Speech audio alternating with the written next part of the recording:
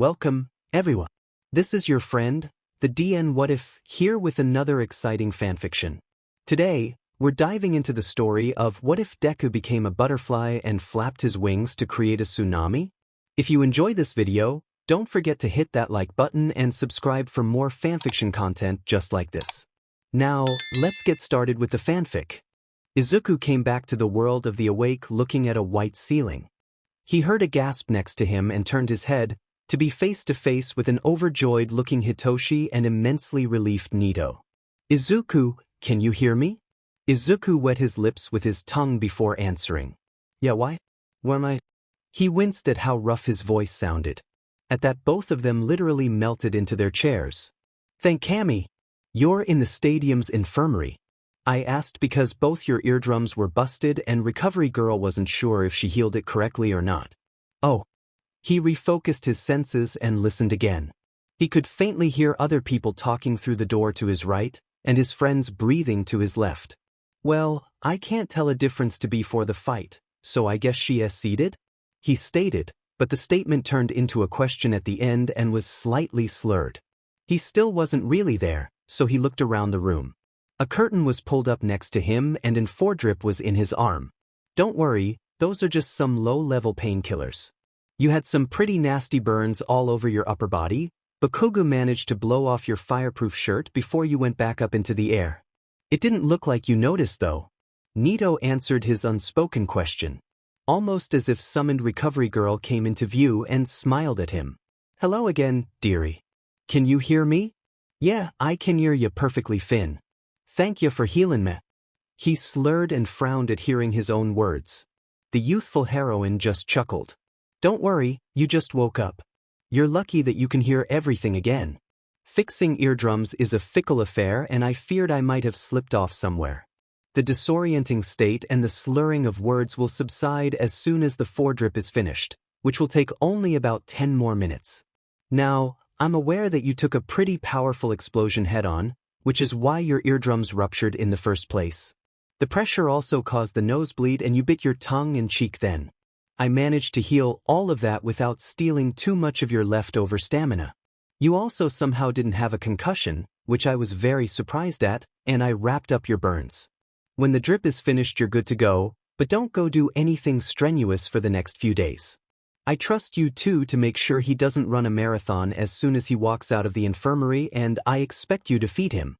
Tomorrow I want him to come in and heal the burns, we don't want them to get infected." The last demands were directed at Nito and Hitoshi, who dutifully nodded. She scurried away again, her cane clapping on the tile floor hurriedly. He turned back his head to his friends when he felt a big hand wrap around his own, and smiled at Hitoshi. He loved it when Hitoshi touched him. He was always so very gentle and his hands were really big. Nito's hand also found his fingers, and they all smiled together, just enjoying the moment and silently waiting for the drip to finish. As soon as it did that, Nito slipped him a spare training uniform over his head, careful not to tug at the bandages. It was a few sizes too big and some bandages were visible on his neck, but he couldn't care less. He'd won the sports festival. Holy shit. Hitoshi and Nito both flanked his side, supporting him whenever he tripped or needed them, and together they made their way back out to the stadium. Power Loader, Present Mike, Midnight and Cementos were standing at the podium, and Izuku let out a shocked but amused laugh. Bakugu was chained to the second place, looking absolutely feral. Midnight was scolding him and Mike and Power Loader both came over to them with huge grins on their faces. "Hello little listeners. Congratulations on winning the sports festival, Midoriya. And congratulations to you too, Shinso, for scoring third place. You also did a great job, Monoma." The voice hero quickly facilitated all three of them and led them towards the podium. As soon as the audience got sight of the teenagers walking with the heroes, they cheered and applauded so loudly, Izuku winced because of the sheer volume. The teachers helped both of them up and Power Loader squeezed his shoulder proudly. The only thing that put a damper on Izuku's good mood was the booming laugh of All Might sounding through the stadium. The number one hero announced his arrival by jumping down into the arena. "I am here to carry out the award ceremony." The crowd absolutely lost it now. All of them loved All Might. He was the number one hero after all. Izuku decided to just deal with it and get it over with already. The big oaf handed Hitoshi his bronze medal. After that came Bakugo, who straight up refused to accept the medal, non-stop complaining about how he should be standing on the first place podium, and finally it was Izuku's turn. Young Midoriya, I must say that I am impressed at your performance today. Congratulations on your victory in this year's sports festival. Izuku just smiled up at the man. I may not have a quirk, All Might, but I can do the same things a quirked person can do too. If you really want to congratulate me, then remember, don't underestimate the quirkless. His eyes narrowed and his fake-ass smile faltered a tiny bit. I'll remember that. He practically bit out and then promptly jumped off the podium. Countless pictures were taken from the winners, and it took them a whole 30 minutes to get to the locker rooms to get changed. Hitoshi and Nito stayed at his side the whole time, not wanting to leave him alone just in case Bakugo decided it would be a good idea to come for his throat after school ended for the day, and after that they met up with the rest of Class 1H. May practically jumped him with all of the excitement and happiness for him, and he just laughed in response. Together they walked to the cinema, ignoring the civilians that recognized them on the streets, and bought food and drinks for the movie. Hitoshi and Nito made sure that Izuku ate some vegetables and highly nutritious foods, and the movie they picked out was Howl's Moving Castle. Soma and Sana were both holding hands, and Nito, Prue, Kei, and the twins grudgingly gave Izuku the money they lost in the bet against him. Turned out that Soma got to Sana first, and she asked him out as soon as he was conscious again after his fight with Bakugo. Izuku thought they were a very cute couple while he sat down in between Nito and Hitoshi. After around 1.5 hours through the movie, Izuku's eyes were drooping and he felt himself being pulled against Nito. The strain from the day was finally catching up to him, and his friends knew that. They themselves were pretty tired too, and Hitoshi and Izuku were actually sleeping at the end of it. When the credits started playing and the lights went back on, Mei shot hundreds of pictures of Izuku leaning against Nito and Hitoshi half laying over Izuku, and sent it to the group chat without the three. She was a simp for those three and needed blackmail material. Nito started to pet Izuku's head, who blinked open his eyes for the 10th time today and shifted, making Hitoshi at his side grumble and stir. It took the twins about 2 minutes and multiple attempts to hoist the sleepyheads up to their feet and finally left the cinema to go home. Nito had called his secretary, Mai, to come and pick them up and tell Hitoshi and Izuku's parents that they would crash at his place today, and after taking a well-deserved bath and bundled up in the most comfortable pajamas Izuku's ever been in, they went to sleep in Nito's room. His bed was huge and all three of them were soon draped out all over it and snored deeply, exhaustion finally fully enveloping them into much-deserved sleep. And if they woke up cuddled together the next morning, Mei wasn't there to take blackmail pictures anyway. Good morning, everybody. I hope you had a nice, relaxing weekend. Maijima-sensei greeted when he entered the classroom. Izuku looked up from his newest invention, forgot that he had his extremely high-quality magnifying glasses on his eyes, and almost jumped out of his seat when Sensei's eye was probably 100 times bigger than normal. He could even see the red lines in the eyeball. Fascinating but kinda gross nonetheless. All of you did a very good job at the sports festival. There's never been as many support corps students in the last tournament as this year, and from the same class too, so good job. I'm proud of you. Next time though, please refrain from hacking into Yamada's speakers. You almost gave him gray hair. A few students chuckled at that and sent side glances to Mei and him. He felt called out. But well, who cares? However, the sports festival is hereby over and the next project is already around the corner. Internships. Normally, only the heroics department has to do mandatory internships for a week, mostly because hero agencies always scout future employees during the festival. This year will be different though. This year the principal and the school board have decided it would be beneficial if every single student has to do an internship. This applies to the heroics course, but everybody knows that UA accommodates countless students, and it is simply not realistic to think that all of them would get an employer. So, every other course than the hero course can choose between two things.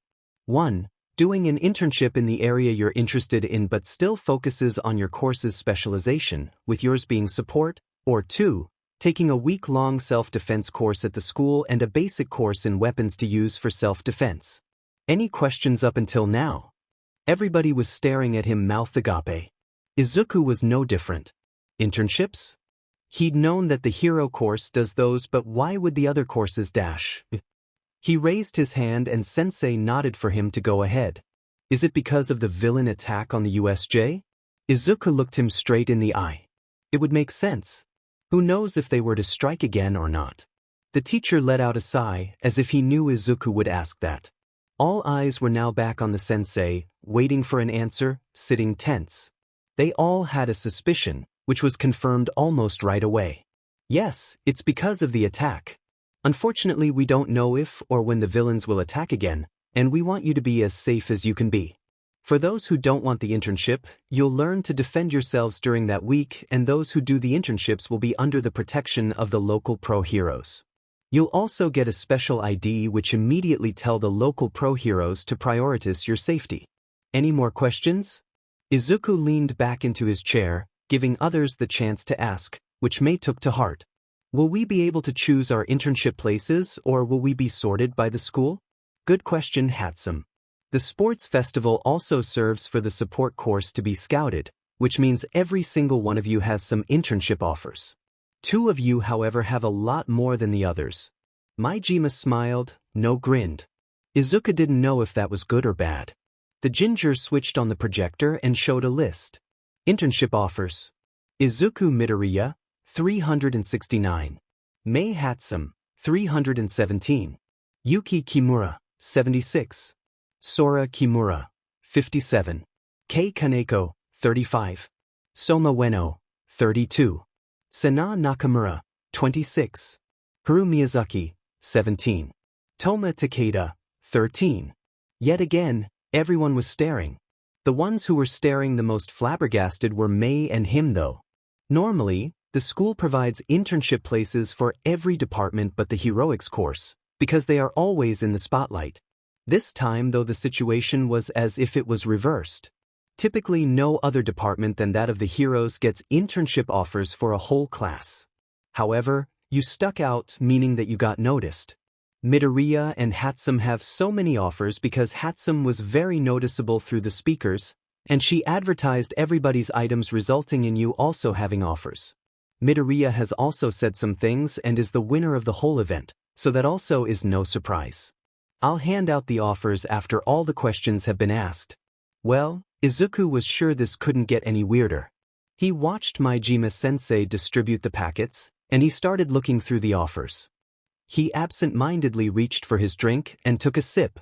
It would take a while, but he spat out his energy drink and choked. David Shield? He was wheezing and coughing violently at how surprised he was. Holy shit. David Shield is the best engineer in this century. He supported All Might when he was working abroad in America and was now living on Island and developing new inventions which no doubt will be life-changing for some. Suddenly Mei had a similar reaction to him in front of him, and she turned around. They stared at each other. Nobody said anything. The rest of the class had looked up at Izuku's outburst, but as soon as Mei had had the same reaction, they all went quiet. David Shield wants me to do an internship with him. David Shield wants me to do an internship with him. If it wasn't quiet before, then it was dead silent now. Both of them basically screamed that sentence out, snapped their mouths shut, and stared at each other. A few seconds passed. Holy shit, Izuku, you too? Mei clutched her paper in her hand, leftover energy drink and spit was still drooling off her chin. She jumped up and rounded her table, on her way to him. What do you mean you too? Do you also have David Shield standing on your papers, or am I just delusional? He screamed back while jumping out of his seat and meeting Mei halfway and snatching her paper out of her hand to look. She did the same to his. There it stood. David Shield.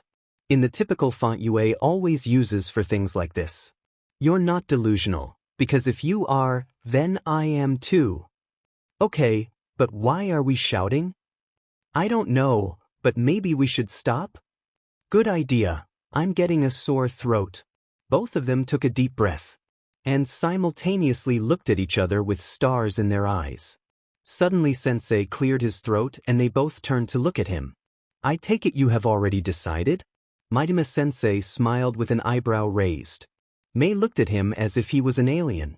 Duh, Sensei, we'd be stupid to let go of that chance. Just imagine how many babies I can make with Shield-san. Izuku just smiled and nodded.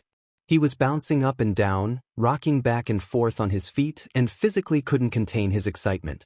The rest of the class congratulated them to no end for the rest of homeroom, with the occasional question thrown in about what he thought about that particular supporter, or how they were supposed to get to the agency, etc. Mei and Izuku were too busy squealing and physically being unable to contain their happiness, and Maijima subtly took away both their energy drinks. Izuku was talking miles a minute, and Mei almost got whiplash with her nodding or shaking her head. After homeroom was over though, they had to sit down and actually listen to Maijima-sensei, but only after 10 minutes of both of them trying to calm down but miserably failing, did sensei tell them to go to Gym Beta, to Class 1B's homeroom teacher, and tell him he sent them to burn off some steam. Apparently Power Loader Sensei had done this quite often with his previous classes because once two of them had physical quirks that would occasionally leave them really restless if not used over a longer amount of time, so he always sent them to one of the hero classes that were training right now, and to just let them participate as if they were a part of that very class. Izuku and Mei didn't have to be told twice and made their way to go and change into their supporter costumes. It felt kinda weird wearing the clothes they wore when they almost got killed by over 100 villains, but the restlessness of their excitement quickly chased away that feeling. Izuku could hear Mei cackling in the girls' locker room for some reason and stilled. The noise was coming from behind a poster? He carefully pulled off the poster and found a peephole. Oh no, what should he do? Oh yeah, that's it. Mei? I found a peephole in the wall. Do you have anything with you to close it? Oh Cammy, hopefully she didn't think he was a creep for noticing it. The cackling stopped and for a few moments he heard nothing. Suddenly some weird goo poured out of the hole and instantly turned solid. Well, he guessed that problem was solved then. He put the poster back on and went out of the locker to wait for Mei, which wasn't necessary because Mei was already waiting for him, all geared up. How did you find that hole in the wall, Izuku? She asked him, and he immediately waved his hands in front of him in a hopefully placating manner. I wasn't being a creep or anything, I just heard you laughing and I thought that the walls in UA should be soundproof, so I followed the noise and found the hole in the wall hidden under a poster. Sorry if I creeped you out, I promise I didn't look through.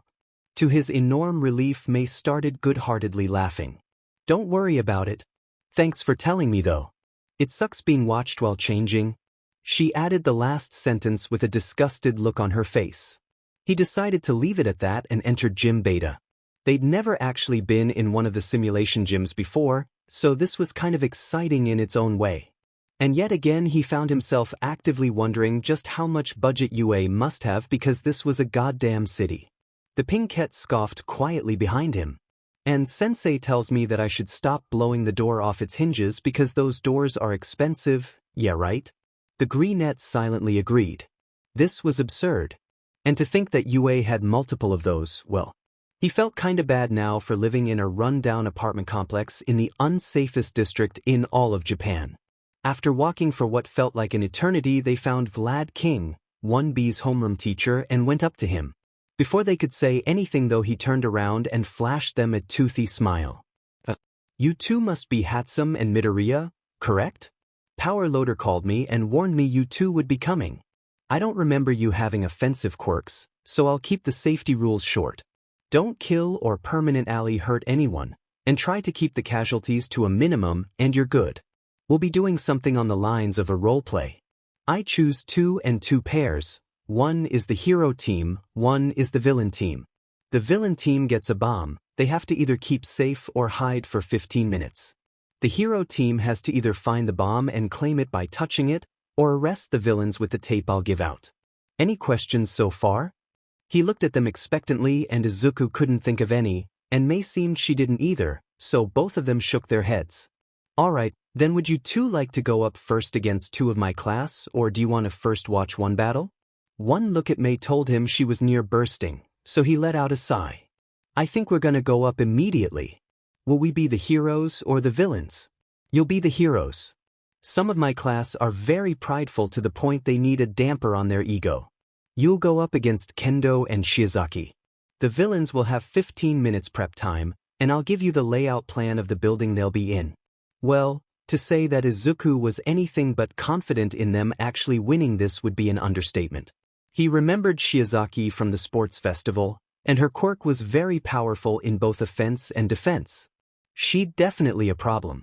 Kendo he vaguely remembered, he thought that she was the one with the big expandable hands or something.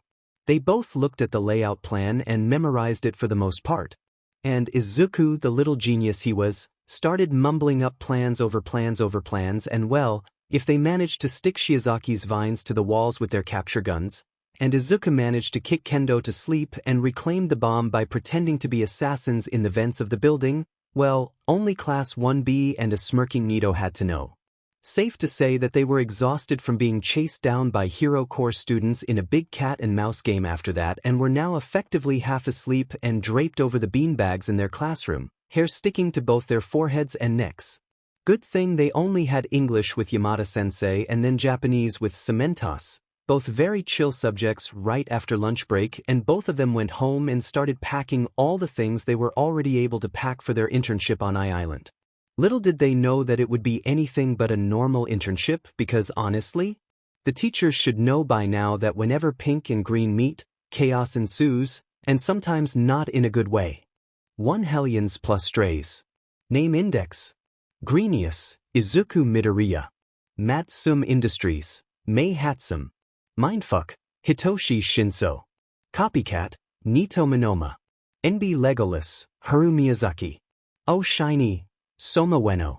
Snow Cloud, Yuki Kimura. Lightning Cloud, Sora Kimura.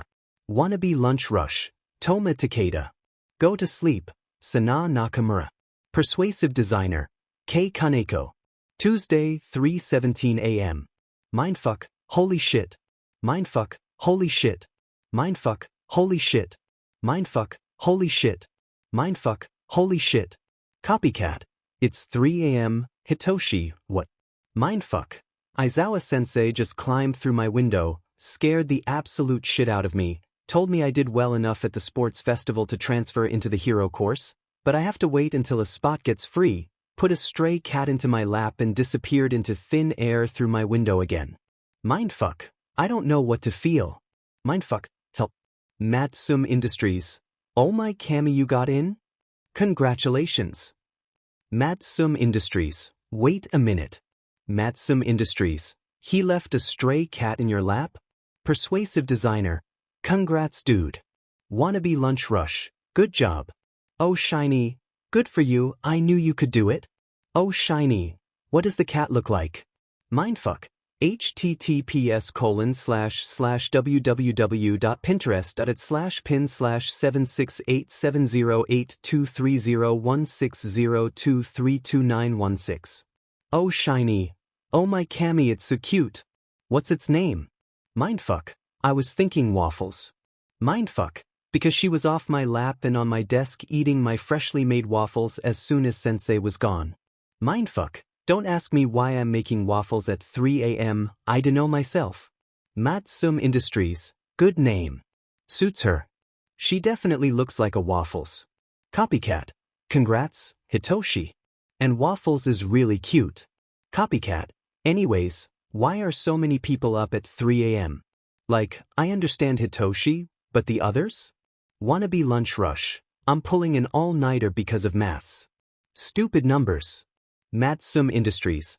I'm working on a new baby and lost track of time. Oh Shiny.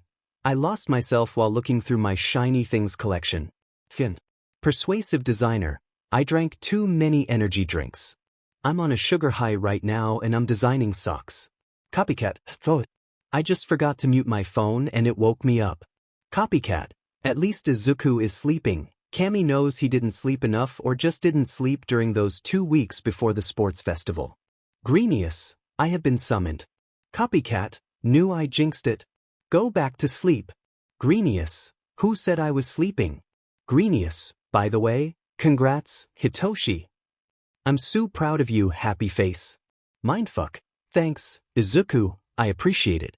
But still go to sleep. Greenius, says the insomniac.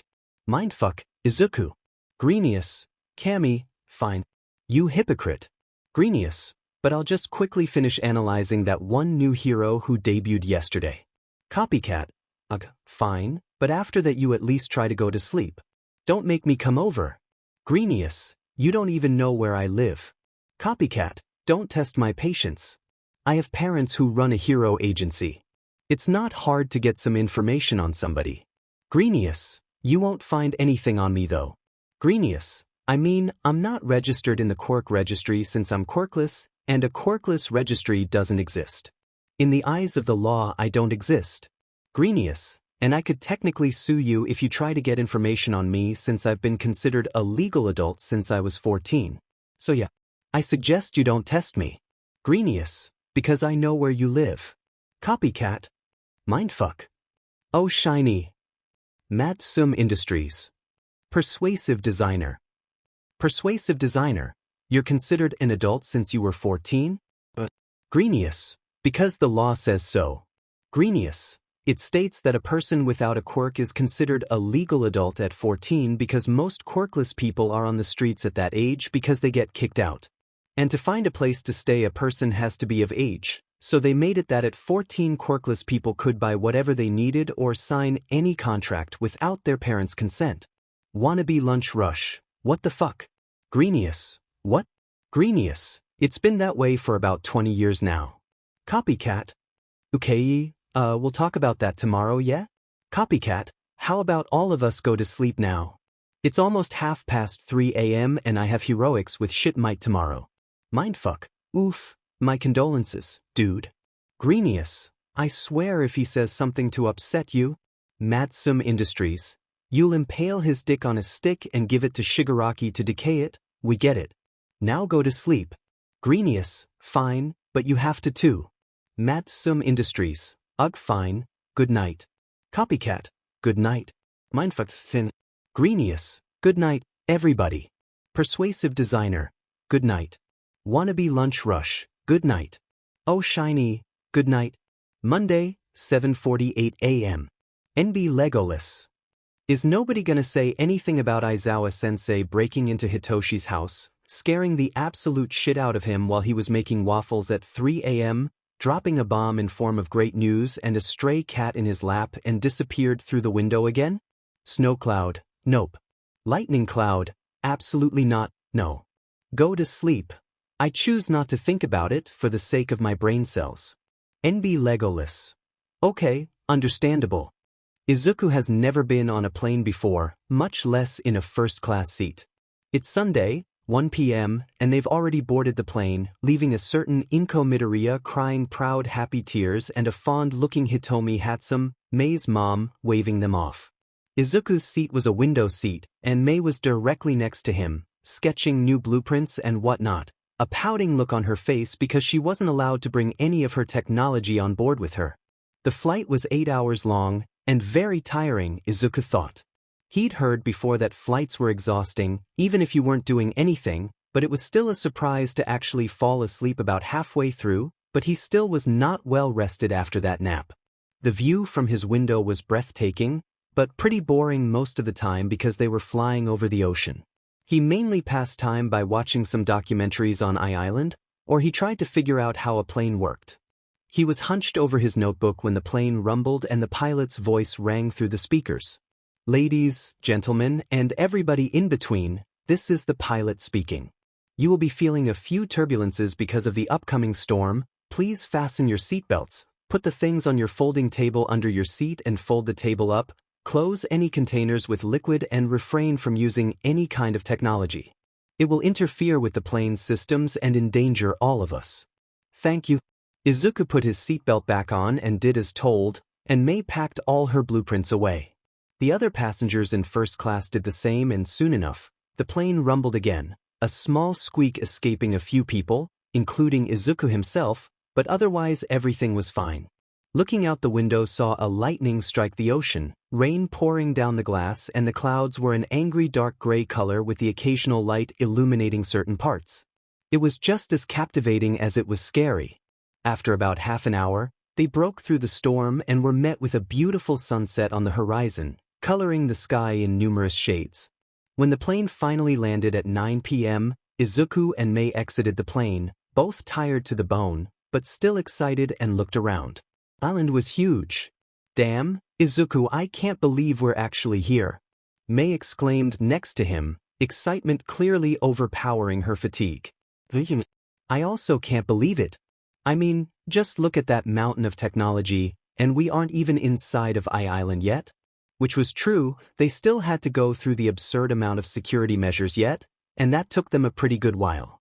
The security guards scanned them from head to toe, both of them had to strip their clothes, had to show both their personal and school IDs, and all of their belongings were scanned and looked through. The guards sent both of them many questioning looks and even asked about all of the inventions they brought with them, asking them how they worked, what they did, anything and everything. Thank Kami, Izuku forced Mei to label anything that could explode as explosives on the outside.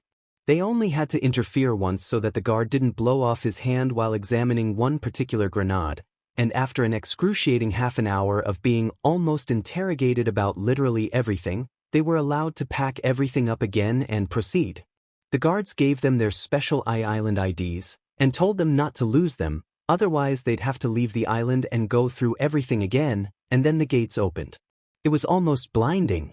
Everything was really colorful and just so high-tech. People were openly using their quirks, because Island allowed people to publicly use their quirks as long as they didn't hurt anyone or were endangering others and themselves, using support items, presenting things, children were running around. It was simply awesome and nobody could change Izuku's mind. The two UA students stood there for a few minutes. Both of them were tired, but they knew they wouldn't be able to go to sleep for a few more hours because of the different time zones. Back home in Japan it should be about 9:30 p.m., but here it was only 3 p.m. Deciding to just deal with it for today because they started their journey one day sooner because of this, he took out his notebook with the address they had to go to. So right now we're here. He pointed to the outer side of his map. He thought it was hilarious how everything was high-tech here, but they gave them a paper map. Shield-san's office is all the way over here. He pointed to the middle of the map, the center of the city. It's a bit far, but if we wear our hover boots and stick to the speed limits we should be there in approximately an hour. Or do you want to call a taxi? Nah, let's skate there. I heard taxis on Island are hella expensive. And I really want to explore the city a bit. She told him with stars in her eyes, and he couldn't stop the chuckle escaping from him. Okay, then let's pull my babies on then, he said with a wink, and Mei just started laughing while slipping off her shoes and packed them into her bag.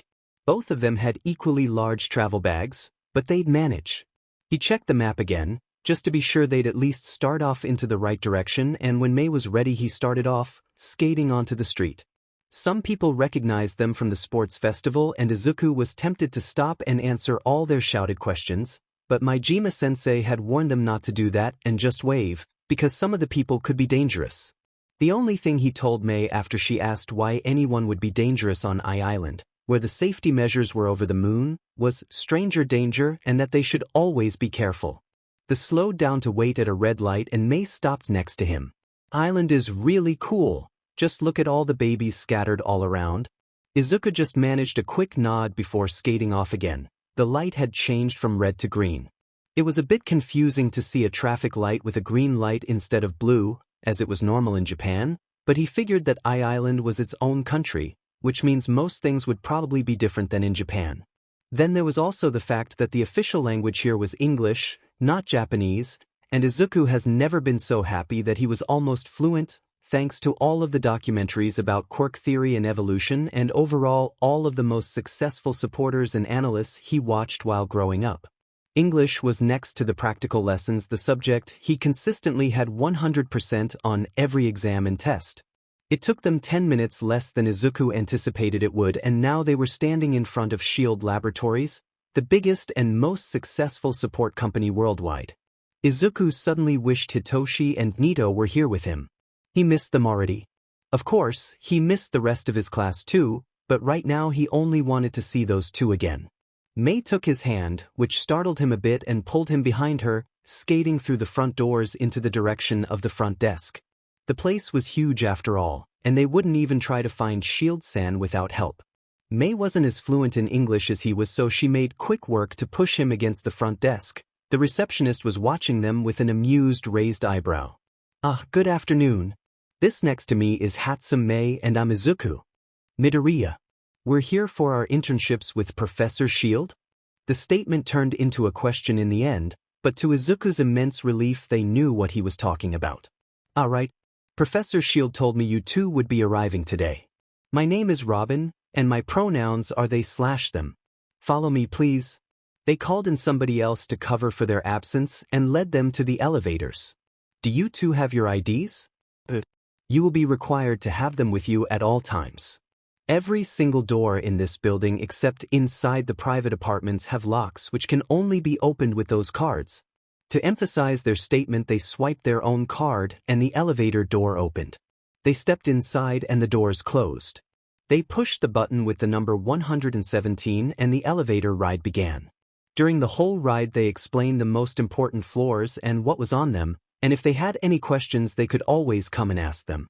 They'd be working every day this week except for Wednesday and Thursday. On those days a colleague would be there for them. When they finally reached floor 117 they led the two teenagers down the hallway and led them through a door, revealing a glass bridge connecting all 7 of the main buildings with each other. Professor Shield's office is in Building Delta. The bridges connecting each building are located every 10th floor. Originally, the bridges were supposed to be stainless steel props to support all of the buildings since they are complicated architectural buildings and lean into each other, but Professor Shield had the idea to instead use them and make bridges out of them. At night they glow in many different colors and paint the inside of the campus into a beautiful piece of art. They turned around a corner and finally they stopped in front of a surprisingly unassuming door, which both him and May almost walked past.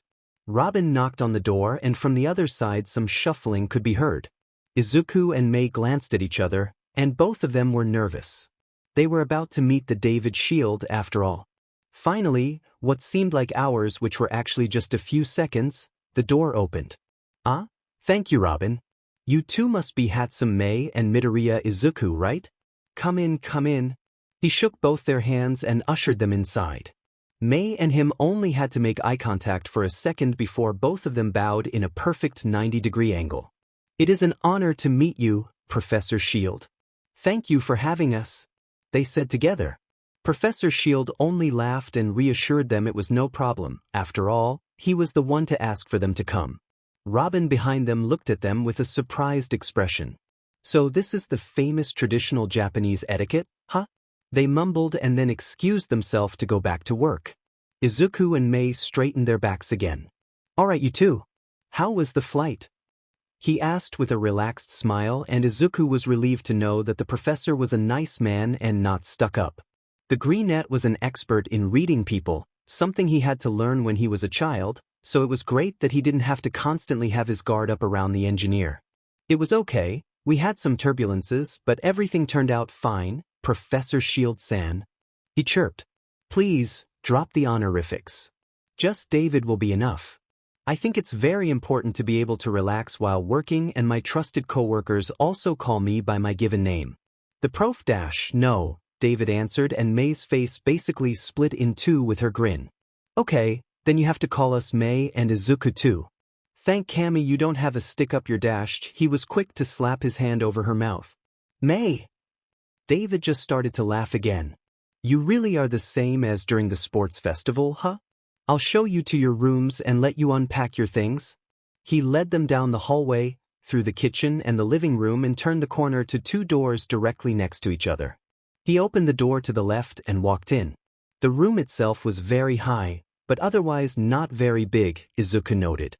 There was a window front overlooking the city of Island, a big desk against it, so when somebody was working on something there, they wouldn't face a wall but the beautiful city. The bed wasn't really normal though. It was about 2.5 meters up and fixed to the wall, with a little platform fixed to the wall and a button attached to it, lifting you up. Beneath the bed was a corner with a TV and a few beanbags and pillows. Next to the desk was a closet for clothes and such. On the walls were countless decor items, and a puzzle that showed the side view of Island's city at night. Overall the room was very small, square meters speaking, but it gave off a really spacious feeling, an architectural masterpiece. It was small, but anything but cramped, modern, and overall really awesome. Izuku found his jaw almost on the floor. Both the rooms look like this. You can choose which one you both take yourselves, it's up to you. I'll be in the kitchen and make dinner. Do you both like chili? They both nod and decide that Izuku will take the left room and Mei the right one, and started unpacking. Soon enough the delicious smell of chili simmering on the stove waved through the apartment. He still wasn't finished unpacking, so he left Mei to go and interrogate David on her own. He opened up the fourth department of his travel bag and carefully pulled out all of his blueprints. Of course, the security guards disrupted his system of organization and he sighed. He took the pack of sheets, sat down on the floor and started to sort them again. The microtechnology ones go here, the weapons which don't have explosives incorporated go to this stack, the many different types of explosives like the grenades that only immobilize go to the stack right next to him, and so on. It almost physically pained him to watch the guards go through his papers so carelessly, but there was nothing he could do about it. At some point his feet fell asleep and he activated his hover boots again, and now he was floating a few centimeters above the floor, as if he were lying on his stomach, and sorted everything out. When he was finished with that, he went to his second bag and took out all of his inventions. Thank Kami the guards were more careful with those. He would have ripped off their heads if they had damaged those. They also seemed to know to be extremely careful with the supporter's inventions, because they actually handled it with utmost care. The first baby he fished out was his ODM gear. He was really proud of that one. Sure, the idea wasn't really original, considering the fact that he let himself be inspired by a pre-Quark era show called Attack on Titan, but it was way more technological. He put that one onto one of the upper shelves and skated back down. The next item were his nunchakus, but those weren't really special. He put them on the same shelf and went to retrieve his first ever weapon he built, even before UA. His bow staff.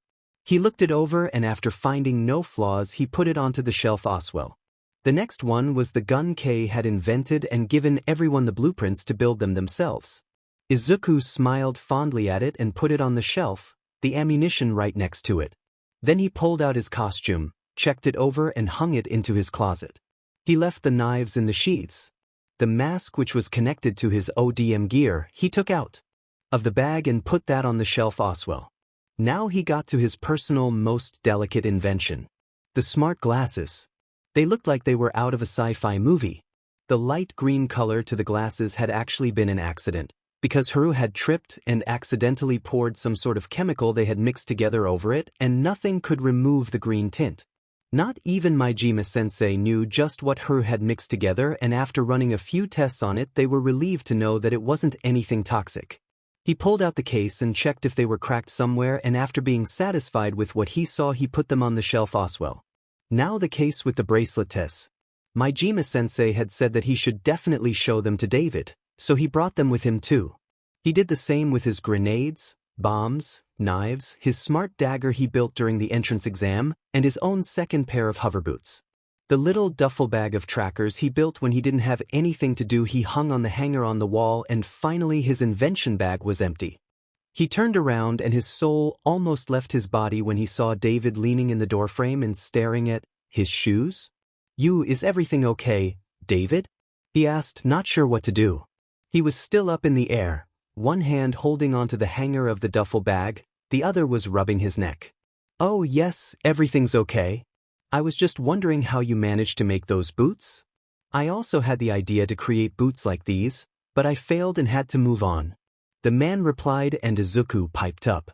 Oh well, I thought that if I use a mix between the magnetic waves and propellers, as well as a few thousand sensor in the soles and incorporated those with renewable energy such as water or sunlight, I could. He went on to explain every single step he took to build them. They were the most time-consuming invention he'd ever made and was fairly proud of it. He didn't see the odd look David sent him. Instead he focused on skating up to the shelf he'd put his second pair on and took them, pushed a button on them to switch on the customizing option, and got David to pull them on. The gray boots immediately adjusted to the professor's feet, and then Izuku showed him how to activate them. At first he only started to hover in the air, but when he tried to skate forward he lost balance for a bit, but after only a few seconds he got the feeling. Izuku, this is amazing. I had failed a similar idea and gave up, but it looks like I simply thought way too complicated. You are only 15 years old and use all the basic rules to your advantage and fuse them together. It's also incredible just how you managed to find a loophole for the whole gravity problem floating and skating upside down in midair would impose. I literally don't feel a thing. Would you mind if I looked at your blueprints? Izuku was resembling a strawberry right now. David's shield was complimenting his work. Holy shit. Suddenly Mei started cackling from the doorway and both the males jumped further into the air. They startled so hard. David, you need to know that Izuku still isn't used to receiving compliments, which means you're overwhelming him. I bet he won't mind showing you the blueprints or even giving you some copies, but I think we should leave him alone for a bit. Greenie needs some space. Izuku did, in fact, need some space to get control over his feelings again and was immensely grateful to Mei for stepping in and knowing him as well as she did. David said something along the lines of, he understands and will come back in 10 minutes or so, and then followed Mei into her own room. A small part of him knew that Mei originally came to get David to look at her inventions too, but he was currently trying to figure out just how to process all of the emotions which were swirling around in his head right now. He forced himself to take a deep, measured breath, and continued to only focus on his breath. He was shaking from all the suppressed excitement and needed to calm down, since he was getting lightheaded. It would really suck if he passed out because he was too excited to even forget to breathe. Honestly, Mei was a godsend regarding that issue. She'd witnessed him fainting because of that about 3 times now and knew how to prevent it from happening again, after asking Sana for some help, since the almost translucent boy was an expert in calming others down, both because of his quirk and his interests in yoga, meditation, and in general one's mind being in peace.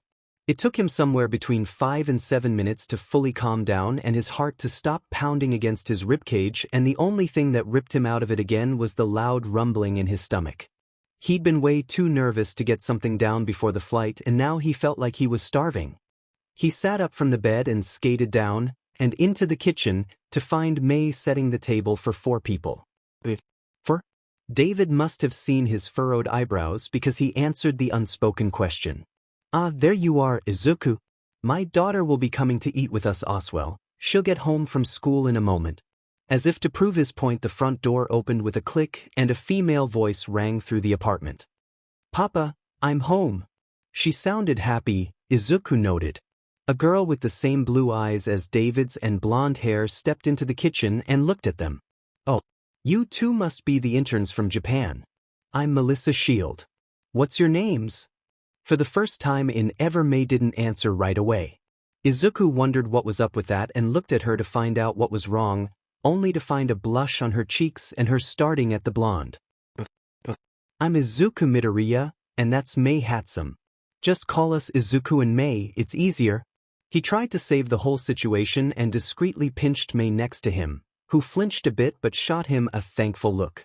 Oh, Hitsu used that whole scenario as blackmail material, he just knew it. Dinner went on with some pleasant small talk and Izuku had to pinch Mei more than once to get her focus back to the conversation.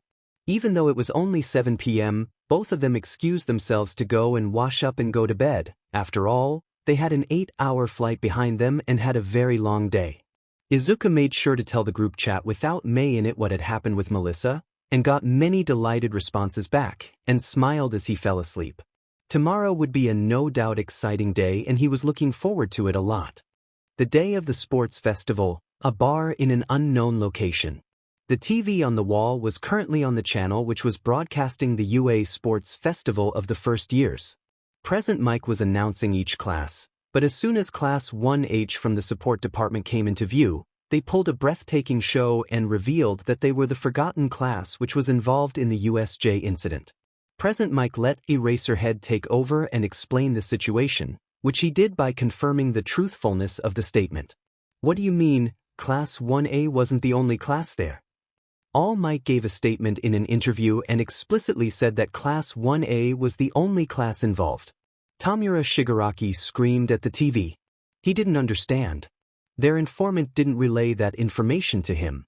Except, they didn't know themselves? Or maybe it was a last-minute change in plans. But why were all of the students in some sort of costume if it was last minute?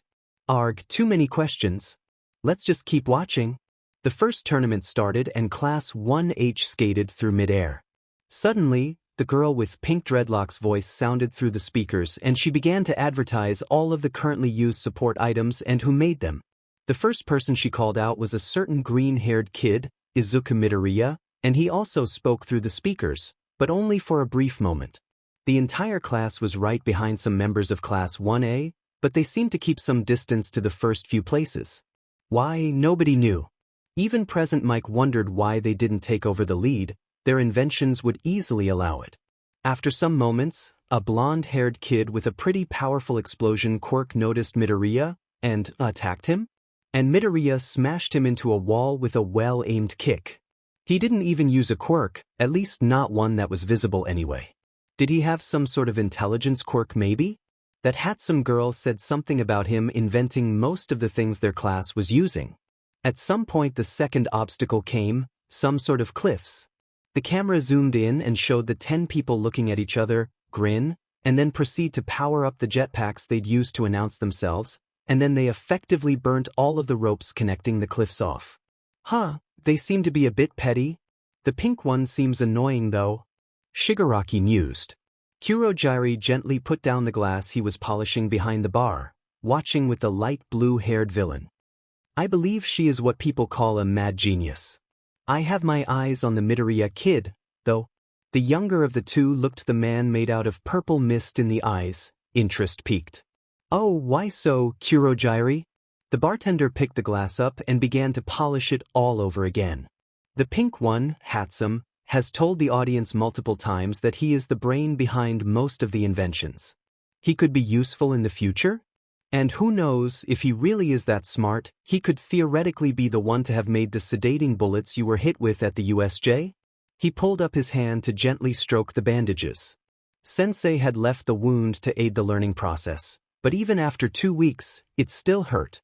The wound was closed, yes, but one could still feel the dent it left in the shoulder. If Midoriya really was the brat that shot him, and if he really was as smart as Kurogiri was suggesting he was, then he couldn't really disintegrate the brat's arm as revenge if he was a potential ally. He'd have to talk to Sensei about this. He was no doubt watching the sports festival and them right now, and Sensei was the smartest person on Earth, after all. He gave no answer to that and turned back on the TV, focusing on the green-haired one. Maybe he had a quirk Sensei would be interested in for taking? In the meantime, Class 1H was following Class 1A's most powerful student, Todoroki Shudo, on his heels, over the minefield, but they made sure to constantly keep a purple-haired kid in front of them, but even though he had the same support items on him, he wasn't a part of Class 1H. A friend, maybe? Has to be. Todoroki Shudo was the first to cross the finish line, then the purple kid from Gen Ed, then the entire Class 1H, Midoriya being a solid 5th place, and after them came the explosion kid in 12th place.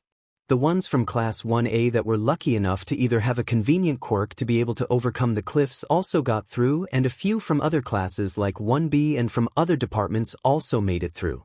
A 1B kid came over to Midoriya and the purple dude and seemingly celebrated with them to have gotten past the first tournament, before the blonde, Bakugo Katsuki, shoved the purplet and the blonde away and grabbed Midoriya by the collar, who swiftly pushed him to the ground in response. Maybe that from before had been something personal?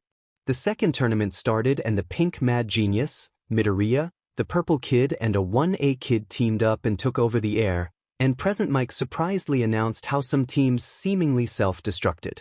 After a few minutes, Bakugo went after Midoriya yet again. Yup. Definitely personal. Both of them have some good moves though. That Bakugo kid seems to be rather aggressive, he'd make a good villain with all of that anger. One from Bakugo's team snatched him back out of the air and then present Mike announced the end of the cavalry battle. The points were announced, and then the 1 versus 1 battles were shown. The battles themselves were rather boring, most of the time. One reporter remarked how it was the first time since the beginning of the sports festival that so many support corps students were in the last tournament, and that it almost seemed like they had planned all of this. After that they went back to broadcast the battle, which was currently showing Bakugo against a girl named Uraraka, and he absolutely maimed her. Yes, he'd definitely make a good villain. They'd definitely have to recruit him somehow. Midoriya's fights were also pretty boring. His first was against a kid with a tail, and he simply electrocuted him. In the next round he went up against the kid he had teamed up with in the cavalry battle, a boy with an electricity quirk, who first tried to electrocute him, but his uniform was shock-absorbing apparently, and he simply walked through and judo flipped the guy out of bounds. Bakugo was ruthless against all of his next opponents, and simply blew them out of bounds and against the wall, leaving both of them unconscious. After that raw display of power, it was Midoriya's turn to fight against the Son of Endeavor, which he won by talking? Okay, what the fuck was that? And then he had to fight against the purple boy, which he also won quite quickly. There was a break before the last fight, Bakugo Katsuki versus Midoriya Izuku, and up until now the greenette hadn't shown a quirk yet. The fight was brutal. At first it was a never-ending game of cat and mouse, but then Bakugo got a big explosion against Midoriya, who quickly retreated up in the air after shooting one of his hands. Then, the camera zoomed in and showed that his shirt was completely burned and ripped to pieces, hanging in rags down his waist. Burns were littering his upper body, his nose was bleeding and there was blood running out of both his mouth and ears.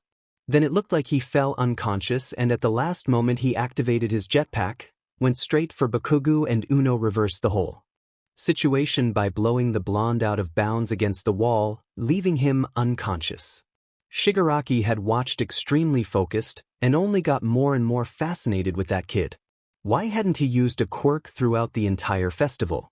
He definitely had some fighting skills, and most importantly his shooting skills were good enough to be sure that he was the one to shoot him and Nomu with such precision at the USJ. Yes, he'd have to get his informant to get him some information on the winner of the sports festival. And definitely when they do a school trip again. Or should he get the personal files and find out where he lived? Not yet. Sensei taught him to practice patience with things like these. He had time. And he still needed some recruits. Then there was still the whole stain thing going on. Good thing the Nomus were almost ready. It was time to wreak some havoc in Hosu, after all. Yes, the doctor's masterpieces would definitely paint the city in beautiful colors that fateful night. Midoriya Izuku would have to wait his turn. Shigaraki turned off his TV and went to find Sensei. They had a lot to discuss, after all. What he didn't see coming though were the plans his sensei had going on behind his back. A certain plan to get his hands on a particular support item currently located 8 hours away by plane on I Island, confiscated and locked away by the HPSC. A support item invented by one of the world's best scientists, David Shield. A support item which will help him get back to his old strength without having to rely on a rare healing quirk to heal his wounds. A quirk enhancer with the only adverse reaction being the risk of straining his brain and suffering brain damage. Yes, the plan to get his hands on one for all would go much smoother, no doubt. Hopefully the pawn he chose wouldn't mess up his job. He'd pay with worse than Tartarus if he did. Sensei would make sure of that. May, I swear to Kami, do not press that button dash. A loud explosion resounded throughout the labs right after he screamed at May, and blew him harshly against the wall. He'd have to admit though, she was getting better with controlling when and how strong the explosions were. That didn't mean getting blown into a wall was fun though. Oh my god, are you alright Izuku? David ran through the smoke to take a look at him, but he was already getting up again. Yeah, don't worry about it, it's not the first time she's blown me up. And May also wasn't the first person to regularly blow him up. The only difference was that she never did it to be mean and never meant to actually hit him with them. He smiled at the professor, his usual sunshine smile, the one where everybody instantly believed him. He'd inherited that particular smile alongside his green features from his mother. David seemed to relax after that a bit, but as soon as he looked him over, his eyes went over into a frown. Okay, but you left a dent in the wall. Come with me, I'm gonna check for any hidden injuries. And no, you don't have a choice here. He added in a more serious tone, and Izuku sighed and accepted his fate. David led him 2 stories up after telling May to go on break, and they entered some sort of sci-fi medical lab. Get out of your clothes except for your underwear and lay down into that capsule over there. Don't worry, I won't look. When you're inside there will be an oxygen mask hanging from the lid, please put that on. Izuku did as told, even though it was kinda awkward to be half naked in a capsule. What's that capsule for, David?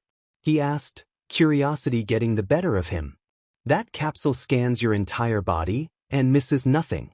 All the statistics regarding your health over your whole life get scanned and show up on my screens. I can print you a copy if you want. Izuku was too fascinated by this thing.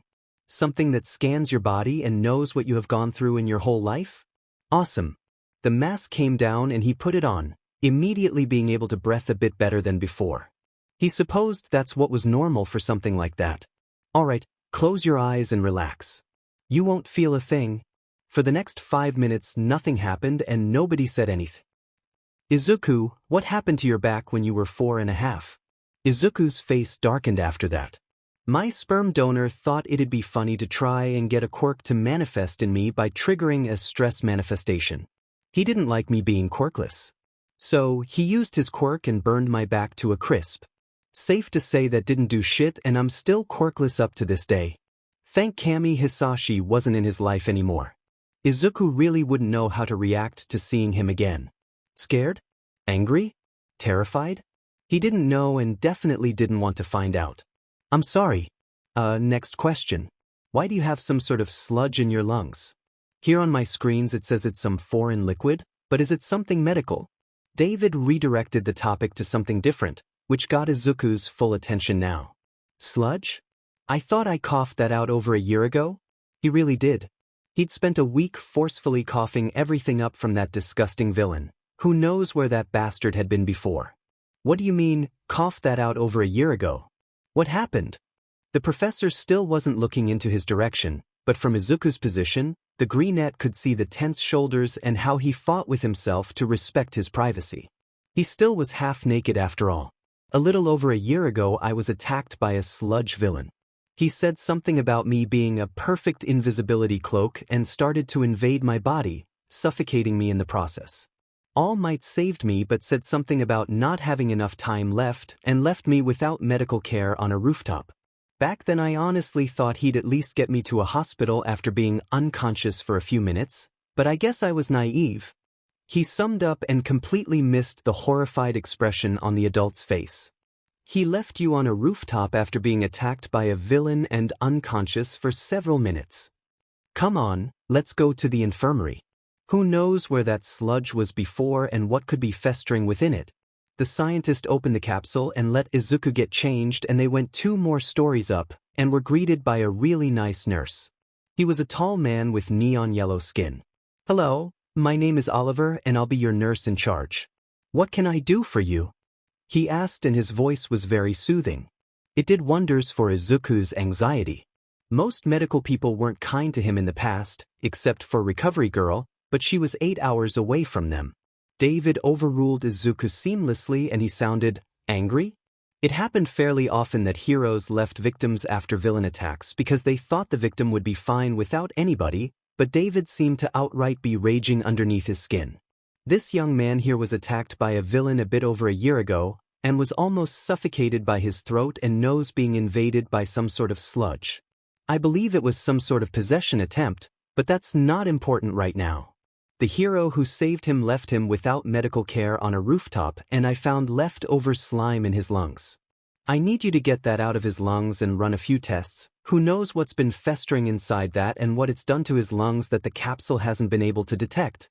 Oliver's eyes went wider and wider with every word David said and immediately ushered him to go change into a hospital gown and lay down on a bed. He honestly was too overwhelmed with the whole situation to even try and think to refuse, and he was grateful that they discovered it. Alright, Izuku. My quirk is actually called waterbending. It lets me control the flow of water without having to touch it, but I can't make it. It also works with other kinds of fluids, which I will be doing to the sludge in your lungs now. Oliver explained his quirk and just smiled when Izuku bombarded him with questions over questions about how exactly it worked, if there were any limitations, etc. They went to take another scan of his lungs and then prepared for the procedure. Okay, were those all of your questions? Izuku nodded. Good, this will be highly uncomfortable and most likely hurt. Are you ready? The neon yellow man asked and Izuku took a deep breath before nodding. The big hand hovered over his chest and at first there was nothing and Izuku looked up to ask if something was wrong, but then his breath was knocked out of his lungs and a shooting pain erupted. Something in him moved and ripped apart from something else and slowly made its way up his pipe, through his throat, and he gagged and his lungs tried to cough, but it somehow ended up in being chokes instead. The sludge left his mouth in one long, gross flow, and when everything was finally out he couldn't help but cough and suck in desperate heaves of air. It hurt like hell and tears were running down his cheeks, but he'd also never been able to breathe as easily as he could now. Gentle hands pushed him down into the bed and strapped an oxygen mask over his mouth, which helped immensely with the harsh coughs that were shaking his entire body. David was sitting next to him, the container with the sludge in one of his hands, and rubbed soothing circles on his arm, which was shivering from the pain, but the movement also helped. He took as many deep breaths as he could, trying to get the pain to go away with the power of oxygen, and it worked after 10 minutes, but it worked nonetheless. When he opened his eyes again, Oliver was standing with an apologetic face over him. "I'm sorry, but it couldn't be helped. The scan didn't show that the sludge had started to grow into your lung tissue, which is why this hurt as much as it did. My colleague, Miley, will be with you shortly and fix all of the tears in your lungs." True to his words, a new nurse came in, brunette hair in a messy bun and piercing black eyes. "Hi, I'm Miley. Are you ready to fix your lungs?" she asked enthusiastically, and Izuku was too exhausted to say anything, so he just nodded. He just wanted the pain to go away already. David shot him a sympathetic look while Miley got to work. He missed her explanation of her quirk, which was no doubt really cool, but that was a problem for future Izuku. Oliver and David were instructed to hold Izuku down, which he only barely registered, before an even worse pain than before shot through his lungs, and he tried to muffle his screams, but he wasn't sure if he succeeded. Oliver and David were stronger than they looked and held him down from thrashing too much, and after excruciating 10 minutes, the pain suddenly stopped and he gasped in heavy breaths while sinking into his pillows. He's never been so hyper-aware of how much he was breathing ever before. His eyes fluttered shut and everything went black. David felt bad for the green-haired kid currently passed out from the procedure. Getting some sort of partially ingrown sludge slowly removed from his lungs and then needing to get very painful stitches without any form of sedatives or anesthesia because it wouldn't work otherwise was cruel, but highly necessary. Miley was also looking guilty for making the boy scream like that, but she also looked mad. "Okay, why the fuck did you have to rip something out of his lungs that harshly, Oliver? Those rips were a disaster to stitch up." She snapped at Oliver, who looked guilty as charged.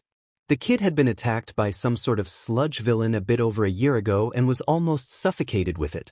Some of the sludge got into his lungs and he wasn't seen by any medical personnel, so he never got it out.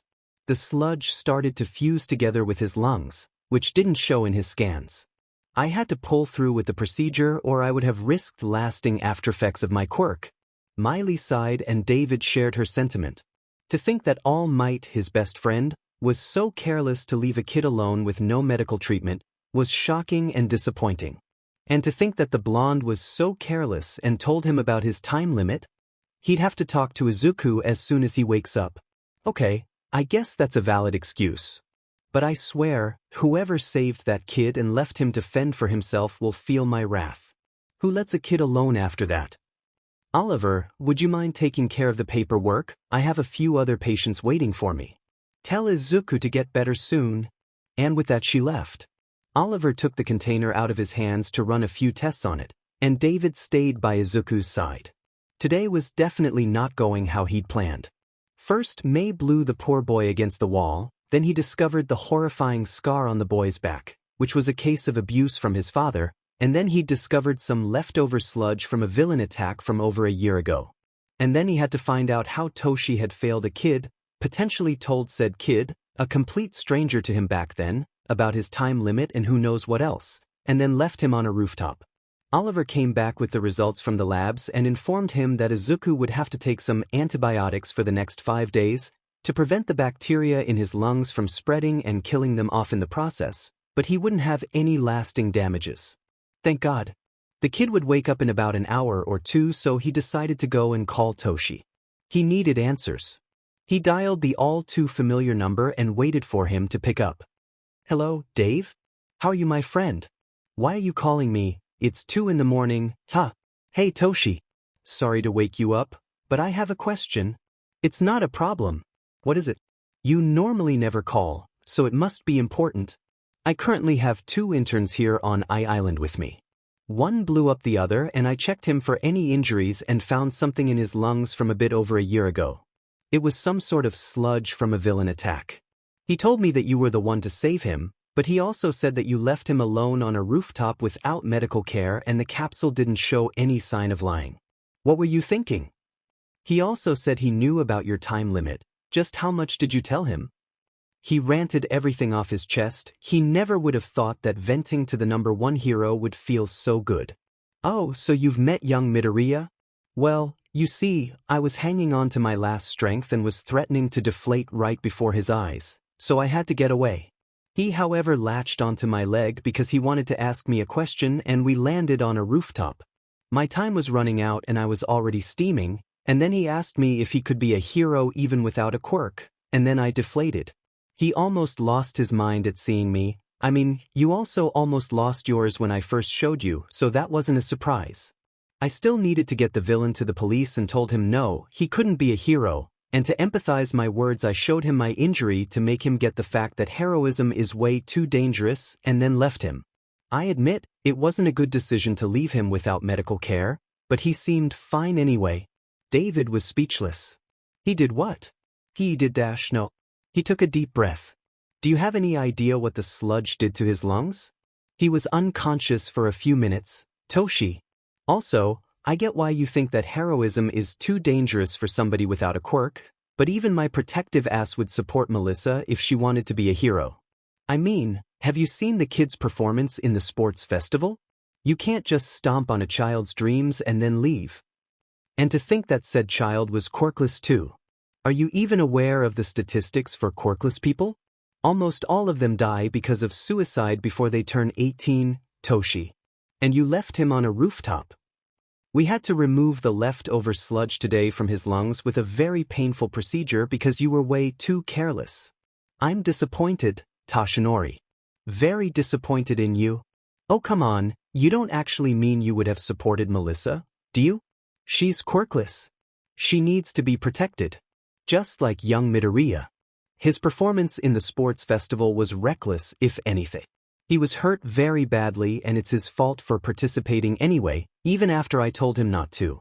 Hopefully he's learned his lesson. What do you mean I wouldn't actually support my daughter? Of course I would. And what do you mean, it's his fault he got hurt? He literally had to go up against a very aggressive student with a very dangerous quirk, and he even managed to win. That may be true, but he never should have been allowed to participate anyway. The bodies of the quirkless are less developed than our quirked bodies. The same goes for their cognitive and emotional thinking. Phyllis. Developed than normal people and therefore need to be protected. He'd be better off working as a salaryman or something. Yagi, shut up. David was angry. He'd never thought he'd be mad at his best friend like he was right now, but he guessed everything had to have a first time. Excuse me? Why are you calling me Yagi, all of a sudden? Oh damn, he really was that oblivious, wasn't he? Yagi, you just insulted the mere existence of my daughter. People in general who can't control if they have a quirk or not, called them underdeveloped both physically and mentally. You either get your shit together or you won't see either me or Melissa ever again. Do you understand? Dave dashed. And don't even think about calling me by that name. I'm Professor Shield to you, Yagi, and Melissa will be Shield-san to you. Call me when you get your shit together, not 1 second sooner than that. Goodbye. And with that he hung up and took a deep breath. He couldn't believe it. And to think that Yagi was the one to play heroes and villains with Melissa when she was a child. Told her she could be anything she wanted to be. He'd have to tell Melissa about what happened. It wouldn't be fair to keep this from her. She was basically worshipping All Might at this point. But she'd be devastated. He'd wait a few more days and think this over. It was never a good idea to act upon feelings. His career as a scientist had proven that countless times. He took another deep, calming breath, put Yagi's contact on silent for now and made his way back to Izuku. The poor boy shouldn't wake up all alone, especially after the procedure. He sat down, computer in his lap and waited for the greenette to wake up. When Izuku woke up, coughs immediately shook through his body, but they didn't hurt. his throat was extremely dry and he had a pounding headache. He rolled his head to the side, groaning because of the gross taste in his mouth, and suddenly a cup with water was shoved into his hands. He gratefully accepted it and downed it in one go, eager to get that awful lingering taste away. "How do your lungs feel, Izuku?" He looked up to meet Oliver's eyes. He went to respond, but his voice was really raspy and only a strangled sound came out. He turned red like a strawberry and the nurse chuckled, much to Izuku's dislike. "Don't worry about that, your voice will be back in a few hours. I'm sorry that the procedure hurt as much as it did, but Miley's quirk wouldn't have worked if we had put you under." Well, at least now he understood why they didn't put him under. That hurt like hell. Remembering that he still hasn't answered Oliver's original question, he pointed to his chest and after that held 2 thumbs up. Oliver and David seemed to understand that just fine, thankfully. "Okay, that's good. When you're up to it, you can go back to your work now, but I want to check up on you tomorrow first thing in the morning, understand?" He nodded. He remembered how strict Recovery Girl always was with him doing what she wanted. After that, the neon yellow guy gave him a small container with antibiotics for the rest of his internship, and to take the pills 3 times a day to prevent any infections from developing and the rest of the bacteria to be killed. He changed back into his clothes, first pulling on his t-shirt which had socks standing on it, and then pulling on his overalls, and lastly he pulled on his black painted red high tops. They went back up to the labs and were greeted with May covered from head to toe in soot and grime, and some sort of neon toxic glowing green glitter all over her face, leaving only her eyes free where her goggles had been. "What were you 2 doing for 3 hours? I was getting really bored, so I tinkered around with Grenade version Delta, number 47, and it worked just like I wanted it to. Hey, did you know that when you add copper sulfate to a grenade, the flames from the explosion turns green? Just imagine what we could do next year at the sports festival if we mixed together some more colored bombs. Hey, what if—" She went on an endless tangent about Cammy knew what all of that was about, and Izuku and David just chuckled fondly. Seems like May was lonely while they were gone. "Okay, well, I'll be in my office for a bit. Melissa will get to you too soon. I have a few phone calls to make."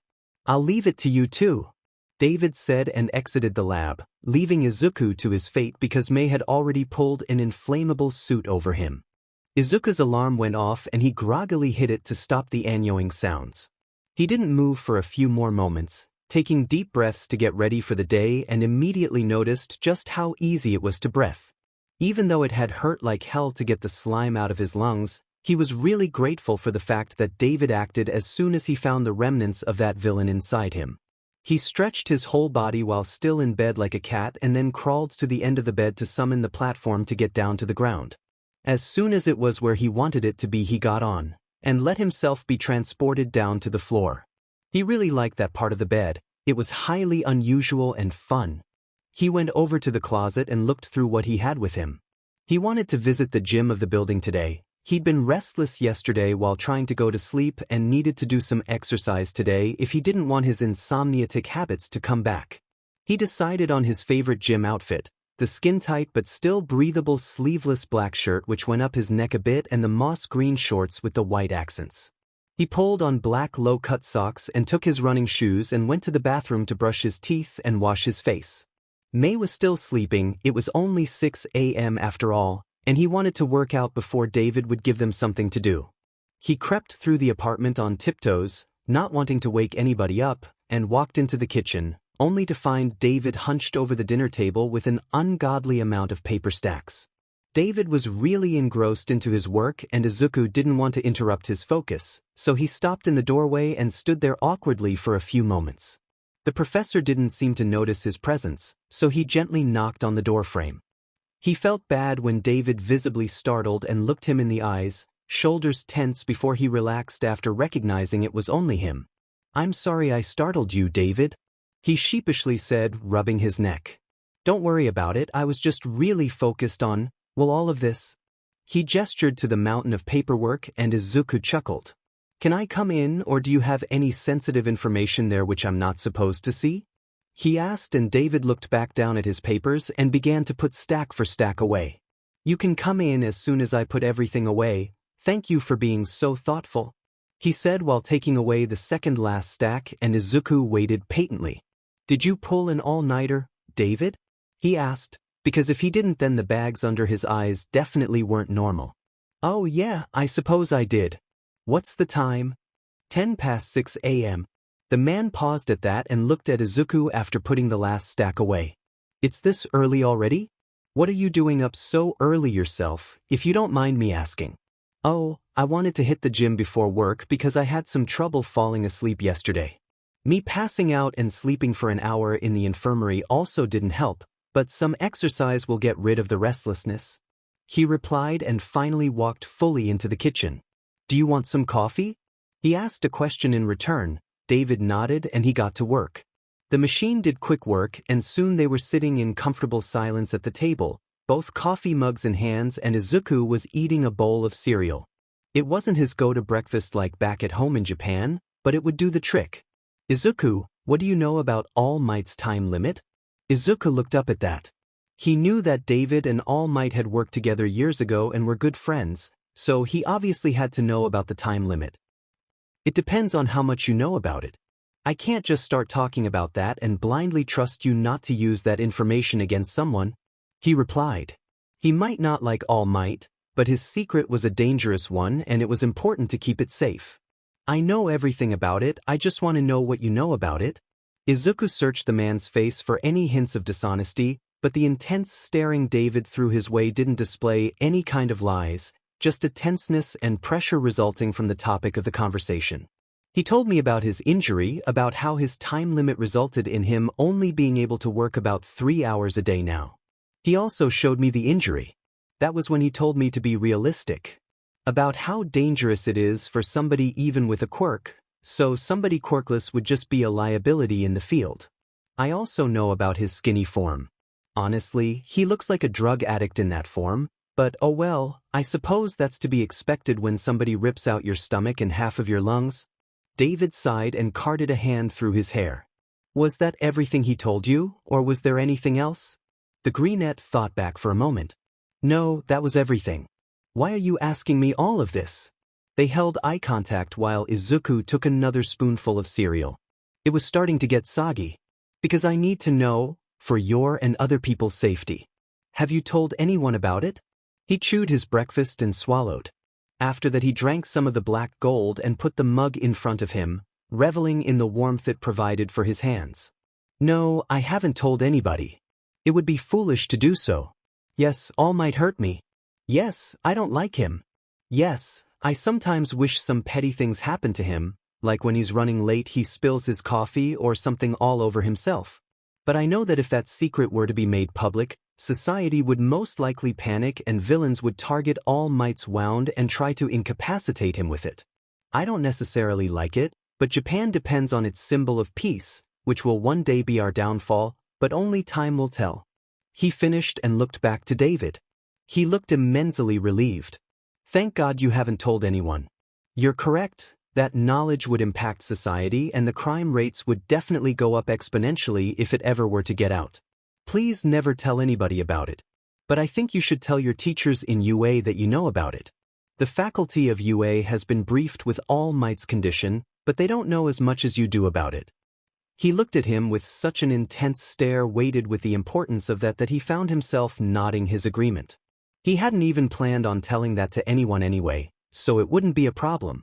Additionally, I wanted to apologize in place of All Might for all the horrible things he said to you. Now that got a bit more of a reaction out of him. Apologize? To him? For something All Might did? He was wrong to stomp on your dreams on that rooftop. Just because you're quirkless doesn't mean you can't be a hero. In fact, many underground heroes don't have combat-oriented or flashy quirks. Some even have completely useless quirks for heroism and do just fine with the help of support items.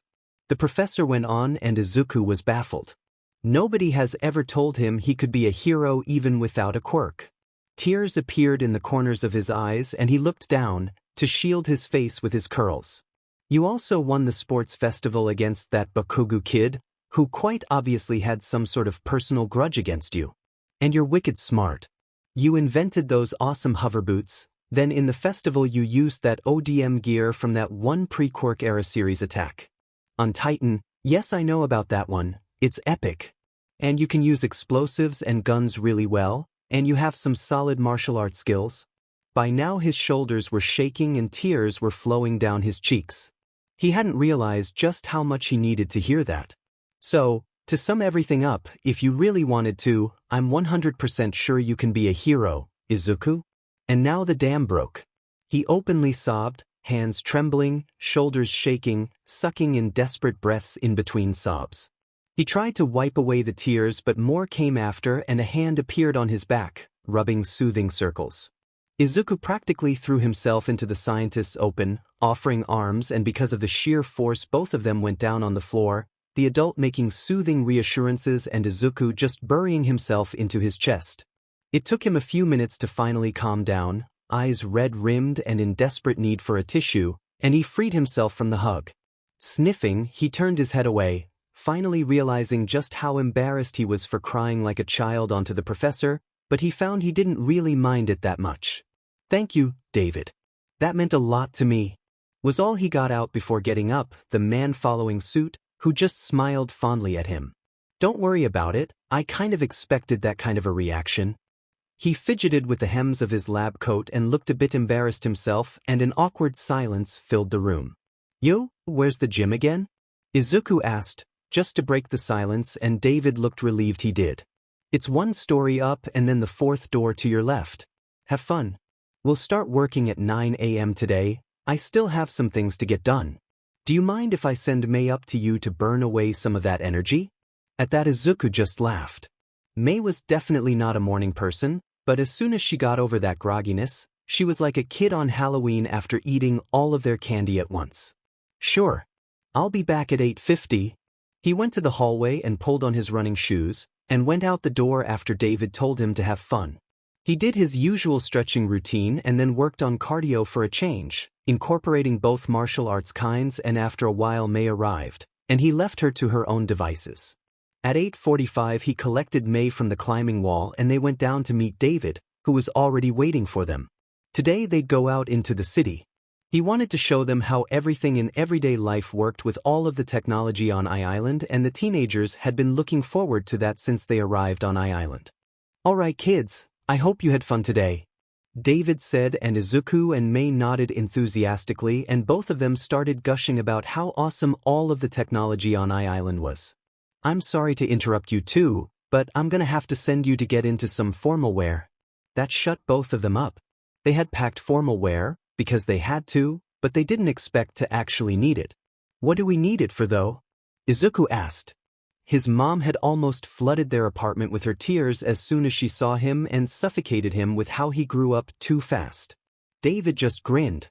"Tonight is a gathering of the top 100 most successful scientists on Island, and there's gonna be a banquet and performances.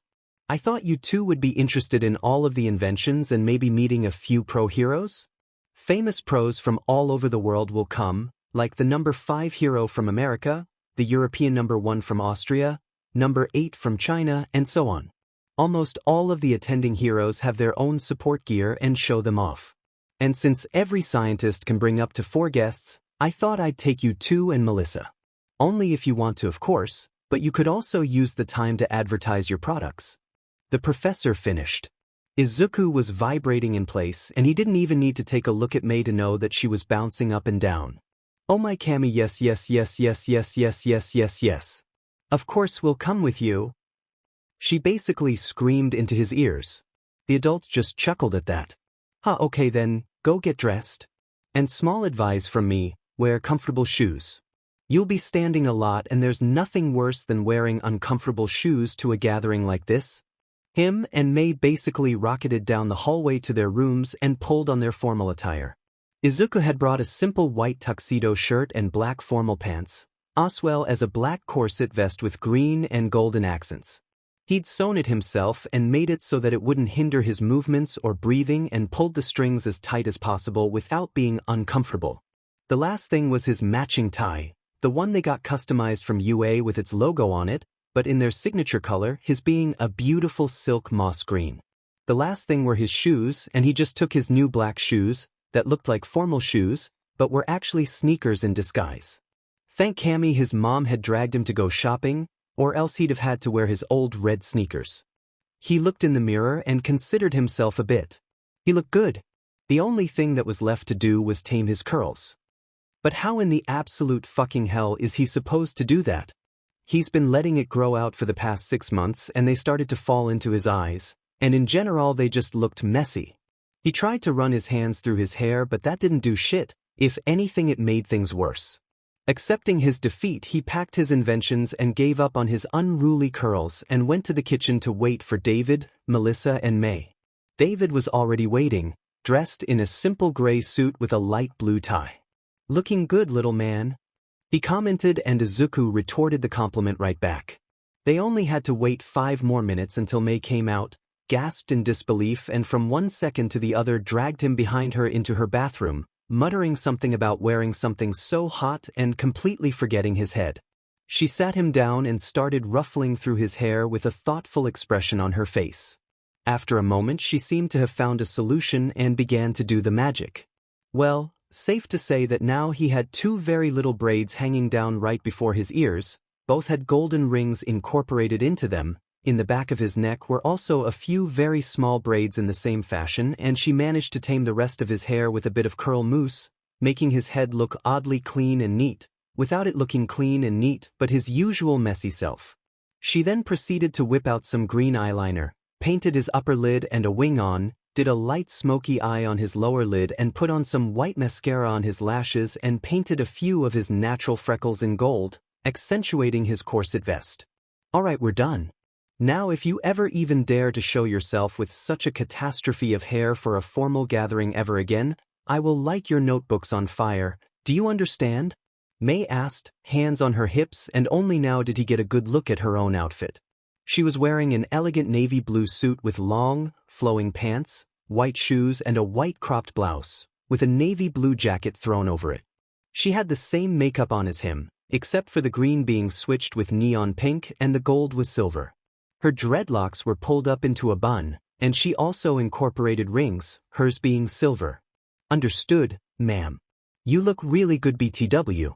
The navy blue suits you and the silver accents. Melissa will fall head over heels for you today." He teased, and she took on a very hard blush and slapped his shoulder. He laughed and got up, not wanting to be the reason they were late and the UA students met up with David and Melissa. The latter must have arrived sometime while May was fixing him up. Melissa was wearing a navy blue dress and it kind of looked like the 2 girls had talked before to go partner look, but both of them stared at each other, mouths agape, and David and him simply looked at each other with knowing expressions. Deciding to end their obvious suffering, David cleared his throat and they went on their way. Sam, David's assistant, drove them there in a black van and they got out, and holy shit, Izuku's never thought he'd ever get to walk on a red carpet. Cameras were flashing into their direction, mainly focusing on David and Melissa, but also on the 2 interns. Microphones were shoved into their faces, but thank Cammy David was there and swiftly pulled them away and into the safety of the building hosting the event. It was the 2nd highest building on Island and usually used for galas like this. Finally breaking through, they entered a big hall, filled with many important people like famous scientists, engineers, and David was right, so many great heroes from all around the world had gathered. Sure, they most likely only came because of publicity, but still.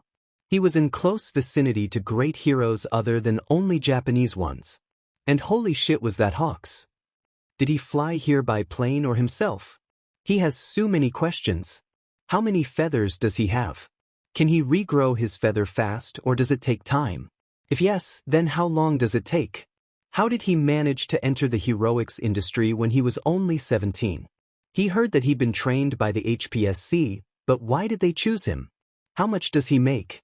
Obviously really much, considering the fact he's the number 3 hero. And how do his biggest feathers work? Does he only have to think about them getting hard, or does he have to do something with his hands like rub them a certain way? Does he have certain bird traits? Can he speak with birds? He once said that he liked chicken wings, but isn't that cannibalism? What do his? Izuku, babe, I love it when you go into analysis mode, but please remember where you are right now. Everybody's staring at us and I know you don't like it when people stare at you. May interrupted his thoughts and Izuku slapped a hand over his mouth.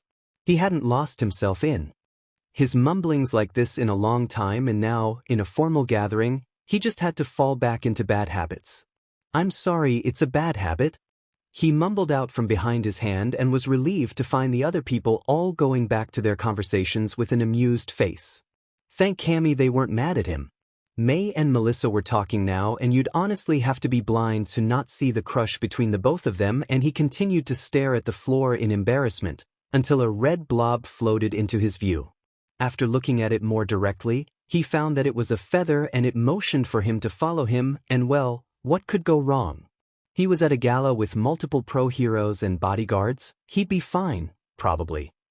He followed the feather with his eyes first, and watched as it disappeared into the crowd. He quickly told David he'd go check something out and made his way through the people. It was getting slightly crowded, but years of evading people in middle school made him as agile as a ferret, and he weaseled his way through without problem, nor being noticed by anybody. The feather was a bit faster than he was because he was a bit short, and had to duck multiple times under the trays of the waiters and waitresses, but every time he lost sight of it, it came back, as if to make sure he followed. They rounded another bar table, and finally he got out of the thickest part of the crowd and could see a bit further than just 1 meter. How could he not piece together that a flying red feather would be Hawks when he knew he would be at the gala too? How could he? He could smack himself. Hawks was standing right in front of him, grinning his sneaky smug smile, wings folded but still taking up confident space. Instead of his usual hero costume, he was wearing an elegant brown suit, and he had his hands burrowed in his pants pockets. "Why hello there, little fledgling. I couldn't help but overhear your mumbling and went to check it out. Hope my feather didn't creep you out too much," the Birdman said, and holy shit, he was talking to the number 3 hero. He ripped his thoughts back to the present by shaking his head a bit, and Hawks raised an amused eyebrow. "Oh, no it didn't. It's kinda embarrassing though that it took me so long to piece it together that was your feather." He sheepishly rubbed at his neck, his rings jingling quietly against all of the golden rings in his hair. "I don't blame you. What's your name? I have a feeling that I've seen you somewhere before, but it kinda slipped my mind." He redistributed his body weight to his other foot, which signaled Izuku that Hawks must be at least a bit relaxed while talking to him. "Ah, I'm Midoriya Izuku, and you probably recognize me from the sports festival," he answered, and Hawk's feathers on his wings slightly puffed up a bit. "Oh, now I remember. You're the one who won against Aggressive Blasty. Dang, I almost didn't recognize you with your hair not being, well, a mess. You're slaying the makeup, by the way, and congratulations on your win." Oh my Cammy, he was getting praised by the Hawks. He didn't even notice how he was starting to bounce up and down from his excitement, and beamed up at him. "Thank you. It wasn't easy, but all the planning and work the weeks before paid off, considering that my whole class got into finals. Right, this year was unusual because so many support course students got so far."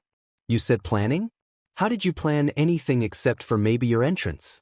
And maybe your commentary?" Well, now he was completely in his element.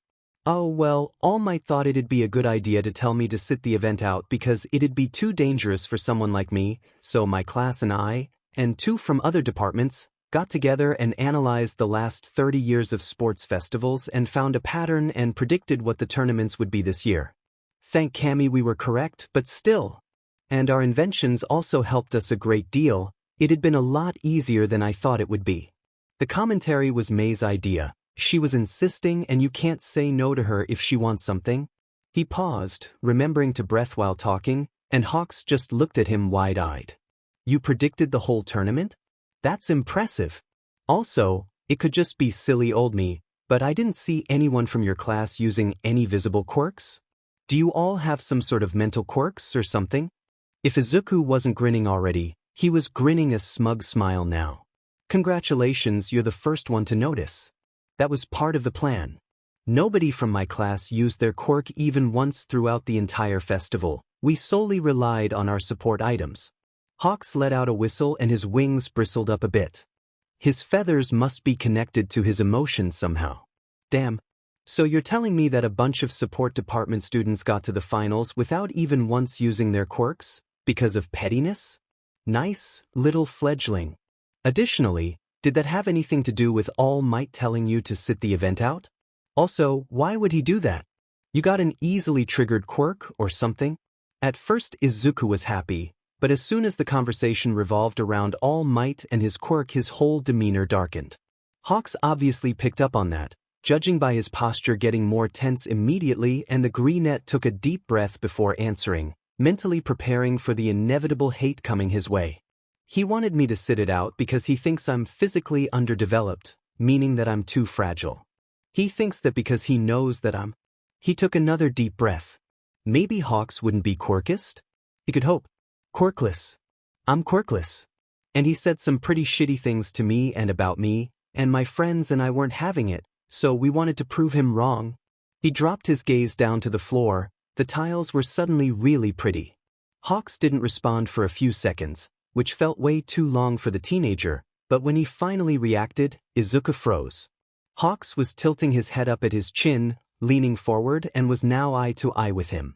All Might was wrong to even think that someone quirkless was less developed or more fragile.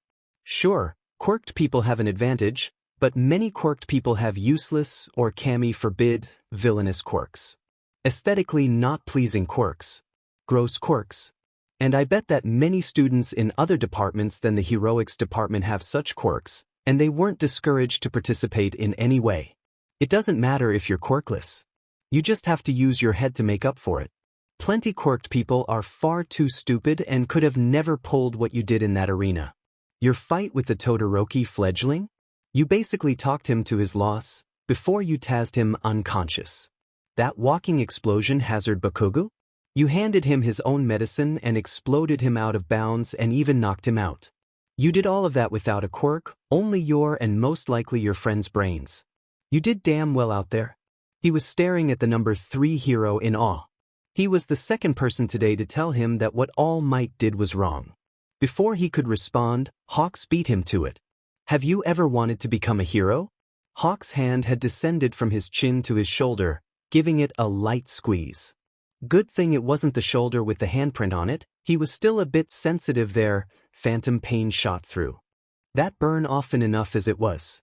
Yeah, when I was younger. He replied, a bit dumbfounded about the sudden change in topic. Do you still want to be a hero? I know you do really well as one. Hawks continued to ask, and well, he got a sore spot now. Did he still want to be a hero? No, he'd given up that dream years ago.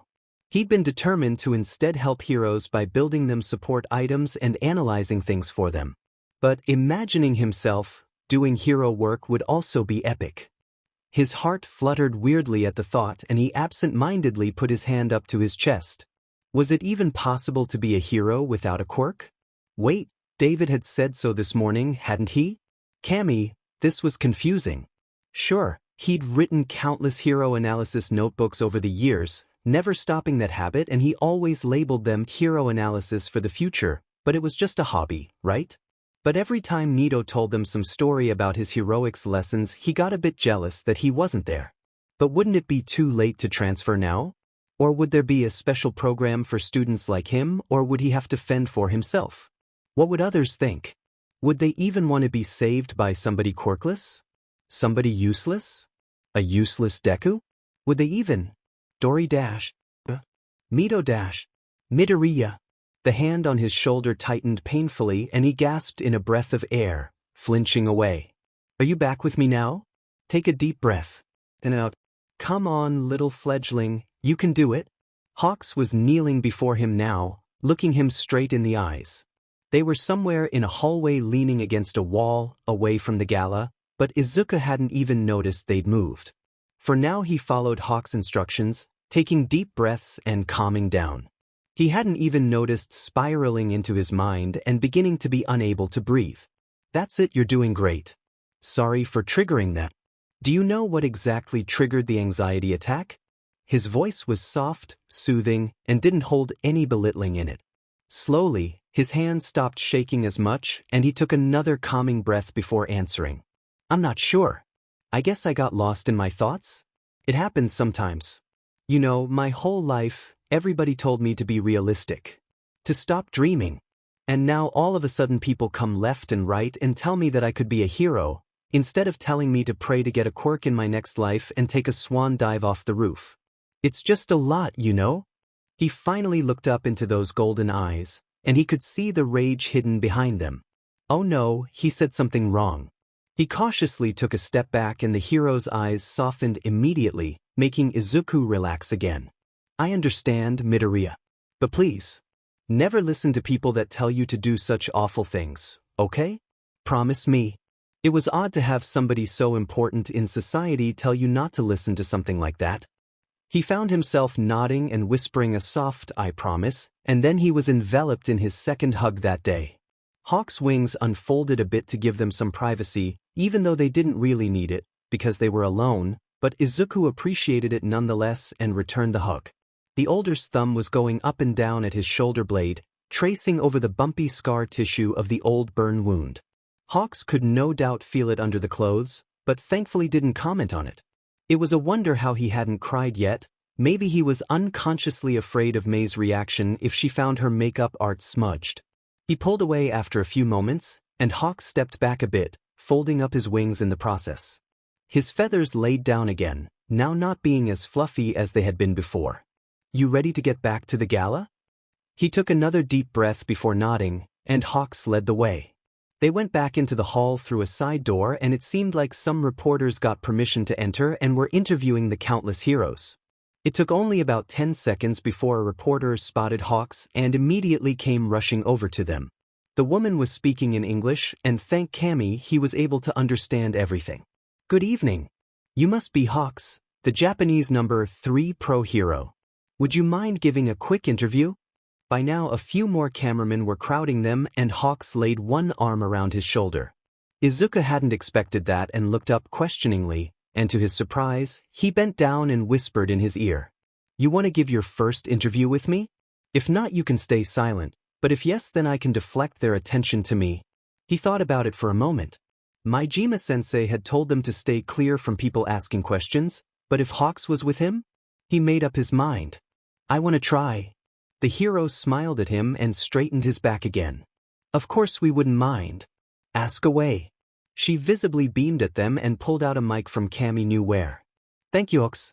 Who is this kid with you, if you don't mind me asking? He looks oddly familiar, but I can't really place him.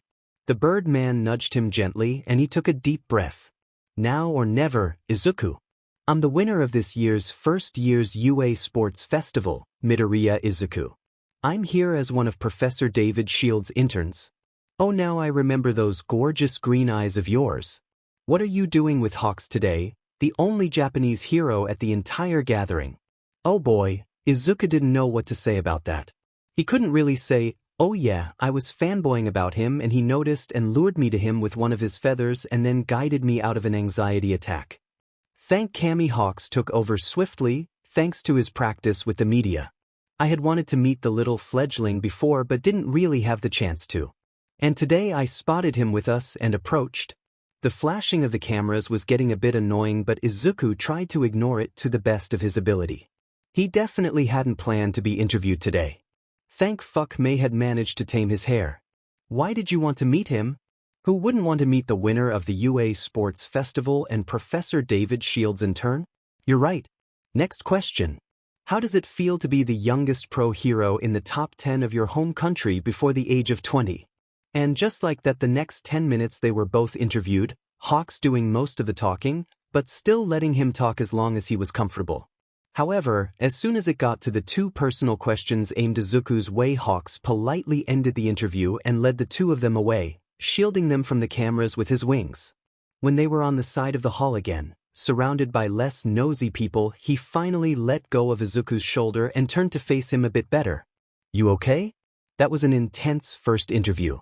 They got way too personal at the end, right? The green-haired teenager found himself nodding in agreement, and suddenly a weight crashed into him from behind, which he instantly recognized as Mei. Izuku, why didn't you tell me you were being interviewed? I could have advertised Hatsum Industries. She whined in his ear and he just snorted. I didn't really see it coming either, you know? Also, I did mention your name multiple times throughout the interview, so don't worry, Mei. Hawks let out an amused puff of air and immediately got Mei's attention. Oh my Kami, hello. I'm Hatsum Mei, future CEO of Hatsum Industries. If you ever Need a support item? Be sure to come to me. Of course, the first thing she'd do would be to advertise her family's business after meeting the number 3 hero face to face. Of course. Totally normal reaction, yep. Well, hello, handsome.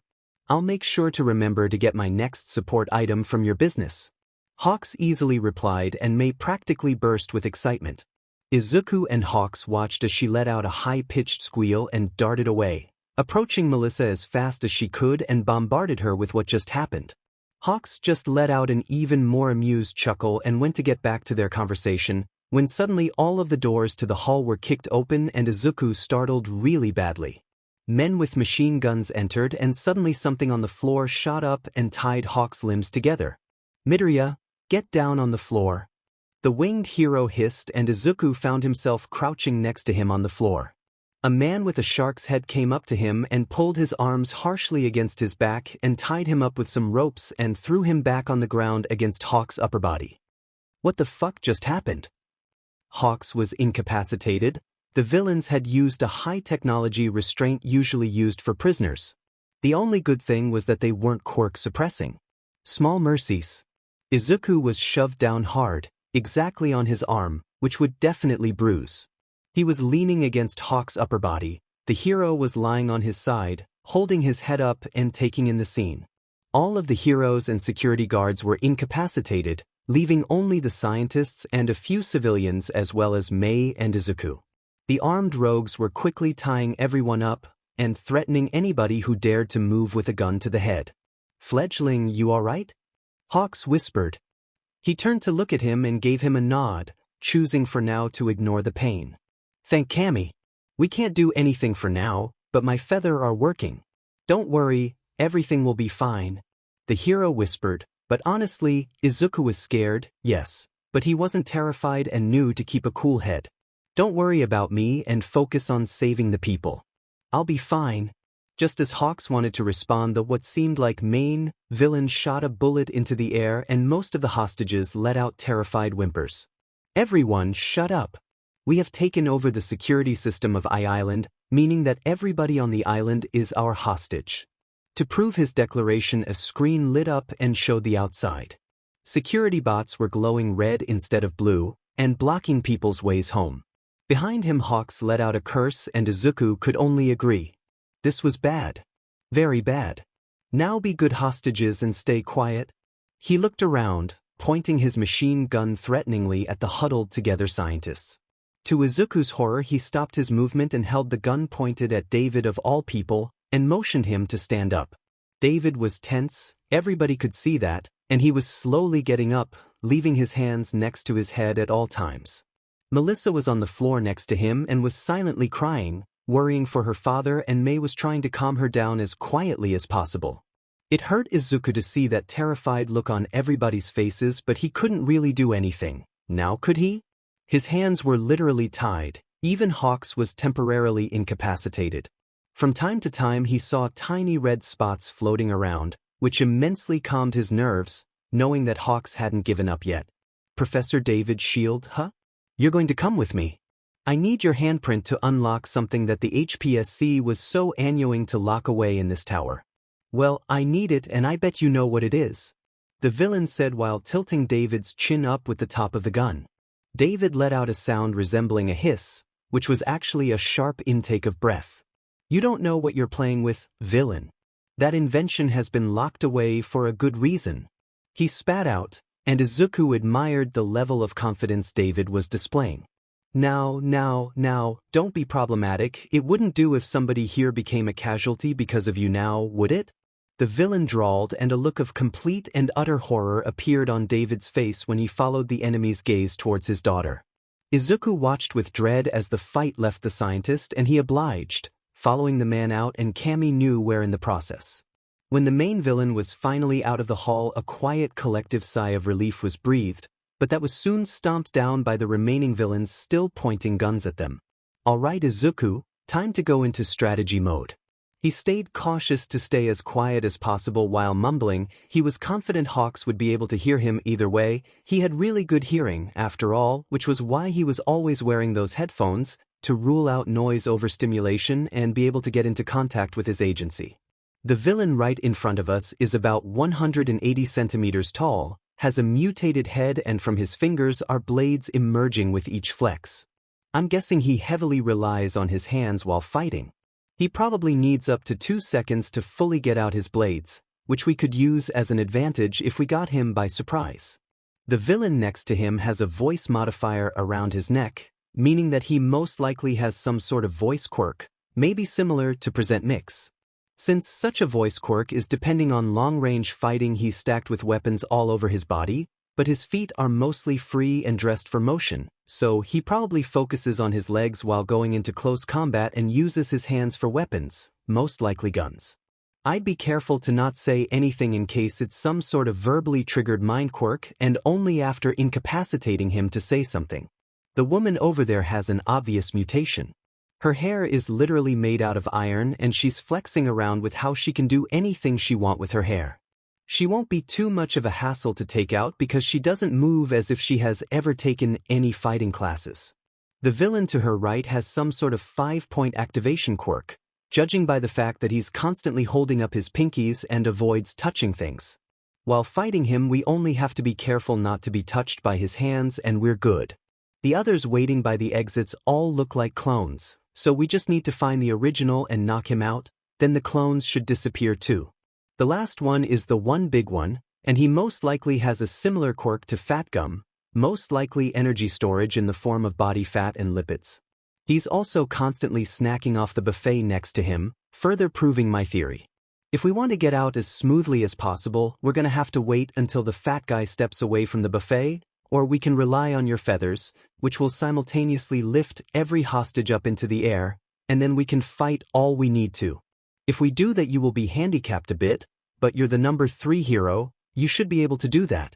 If my suspicion is correct, then the item the main villain wants to steal is David's most complicated and dangerous invention, a quirk enhancer, with certain health risks, but a quirk enhancer nonetheless. I might or might not have knocked over some blueprints and taken a quick look and kinda know about it, even though I definitely shouldn't have done. Wait. Oh my Cammy, why am I so stupid? Izuku knew that Hawks was probably staring at him because of his sudden mood swing, but how could he forget it? God damn it. Checking that the villains weren't looking into his direction, he as silently as possible maneuvered over Hawks and got behind him. What are you doing, fledgling? Stay low. Shut up, Hawks, I need to concentrate. The greenette snapped at him as quietly as possible. He felt a little guilty to talk to him like that, but it was necessary to get his point across. He'd been tied up and locked in a broom closet way too often during middle school. It'd be sad if he couldn't untie himself. It took him only a few seconds and his hands were free, and he discreetly worked on his legs, keeping a constant eye out for villains walking by. Cammy, his heart was racing and hitting against his ribs, but he needed to stay calm. Finally, his legs were free, but he still loosely draped the rope around, just to keep up appearances. He subtly put his hand into his pants pocket and fumbled around a bit to find what he was searching for. Come on. He caught the little button in his trousers and put it out. Hawks, I'm gonna put something around your wrist now. He whispered, and the hero nodded very lightly. He leaned his upper body forward, and was now lying halfway over Hawks, and tried to look like as if he only shifted for a little more comfort. The villain who'd been watching the area they were in only shot them a warning look, but other than that left them alone. He pressed the button against the man's wrist, tapped the switch, and it expanded into a bracelet. He flinched only a little with the cold item resting against his wrist now, but only shot him a questioning look. This is a quirk-enhancing bracelet. It's essentially a different version of what I think the villains want to steal, but I made that a bit before the sports festival. It doesn't impose any risks to either physical or mental health and doesn't leave you tired as Trigger would. Try growing more feathers. It'll most likely be a weird sensation, but I think it should help. He ended his barely audible explanation, and Hawks looked at him with wide eyes, before his eyes stared off right next to him and he seemingly focused on his wings. Izuku watched the red feathers fluff up a bit, and new feathers grew, but Hawks didn't seem uncomfortable at all. After about half a minute his wings were getting bigger and the restraints were struggling, but ultimately moving with the steady growing. The greenette looked back at the bird's face, and now it was pulled into a slight frown, but his golden eyes were glowing now, and were those talons growing as his fingernails? It took another long minute before Hawks let out a breath and stared intensely at him, which caught him off guard, and he raised an eyebrow. Fledgling, I'm gonna go through with the plan now. His eyes widened. No. Wait a few more moments. The enhanced things won't go away that soon. Just wait a second. He didn't look happy about it, but listened anyway, and Izuku fished with his leg for his bag, where his hover boots, capture guns, ODM gear, and in general almost everything was. He nearly got a cramp in that position, but soon enough, he got it. Now he half hid behind Hawks and pulled on his boots, clipped on his ODM gear, strapped his guns to it, and took out his bow staff after clipping on his smart glasses that connected everything with each other. The AI in his glasses greeted him with a soft tune, which was, thank Kami, almost inaudible. Hawks was watching his every movement, eyes glowing, giving him the aura of a predator. He looked at him, held up 3 fingers. 3, 2, 1. And all hell broke loose. Hawks ripped apart all of his restraints, feathers shooting out to get the civilians up into the air, one more feather guarding each person from possible bullets coming their way. Izuku aimed at the voice villain and shot his green capture goo at his mouth, which resulted in his face being completely covered in the substance. The civilians all let out squeaks and screams of surprise, and Izuku watched as Hawk's feathers snatched the machine guns and weapons off the villains, leaving them only the advantages of their quirks. He couldn't marvel too long at the scene of Hawks fighting, because the big fat one was charging at him and the winged hero was currently occupied with 4 other villains. He commanded his gear to get him into the air and then skated as far away as possible from the man. He had no idea how to fight an opponent like him, and he doubted raw martial arts would be effective against him. The villain took up the pursuit and tried to snatch him out of the air, and he was wicked fast. Deciding to try something, he took off one of his rings, pressed the button on the bottom of it, and threw it against the villain's head, where it exploded with a bang. Maybe, just maybe, Mei was rubbing off on him. Finally, the other heroes either broke free themselves or freed each other and focused on taking down all of the villains, and Izuku retreated back up into the air, knowing that he would most likely only be in the way. It didn't take long, and all of the villains in the hall were incapacitated, and Hawks let his feathers with the people back down to the ground. He looked over the mass, checking for any injuries, and thankfully didn't find any obvious ones. He found Melissa crying into Mei's shoulder, and a hero from Austria draped a shock blanket over her shoulders. Midoriya, you can come down now. Hawks suddenly shouted from the ground, and Izuku followed the instruction, skating down without issue. He came to a halt before the winged hero, who immediately looked him over, patting him down for any injuries. He was still wearing the bracelet, and his eyes were also still glowing a beautiful gold. Don't worry, I'm not injured. How are you holding up? Anything uncomfortable? Izuku needed to know. His facial expressions were clearly showing signs of discomfort while growing his wings, and he was kinda worried. Oh no, nothing's uncomfortable. In fact, I couldn't feel better. However, after all of this, I'm gonna have to confiscate that thing. It's highly dangerous in the false hands, and there obviously was a reason Professor Shield's version was confiscated. Please don't take it to heart, fledgling. Izuku saw that coming. It would have been a miracle if he could have made his invention public. Don't worry, I expected it. It's dangerous, and I haven't shown anyone about it except my classmates and my teacher. And you. I actually was planning on registering it through David to the HPSC. Maybe even in his name or not. Depends on how the HPSC views quirkless people. He replied in a nonchalant way. But keep it on for now. The HPSC could actually use it for quirk training. Even after using it, it significantly strengthens every single aspect of your quirk. I mean, your wings got bigger and you were able to grow more feathers. That's gotta be a plus, right? Kid, you're a little genius. Because that last option might actually work and you could make a profit from it. But let's talk business another time. I have a certain villain to arrest. And with that, Hawks disappeared by flying through the doors and taking a few more pro heroes with him. Izuku just hoped they'd get them in time. Hawks was almost vibrating with energy while speeding through and up the staircase to the top floor. He'd sent an almost uncountable amount of feathers before him to scout out the area and quickly found the professor and the main villain walking up. Seemed like they also had to use the stairs since they shut down the security system. They were on floor 130, only 20 stories away from him. About 4 stories distance between them, he stopped and took off his headphones.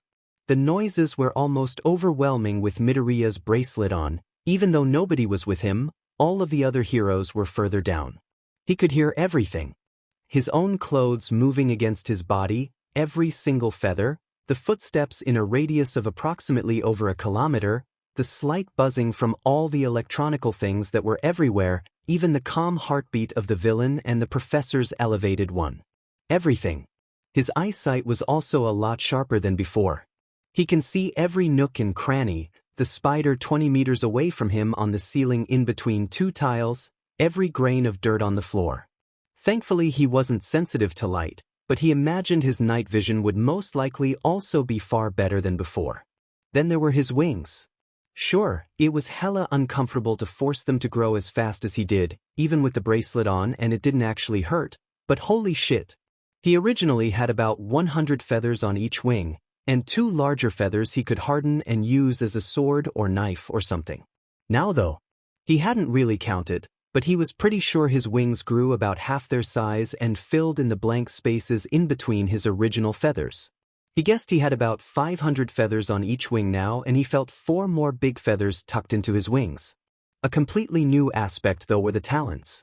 He didn't know he could grow talons, and when he tried it, he had total control over them being retractable. If they stayed, then he'd have a new aspect to his quirk. And he kinda liked them.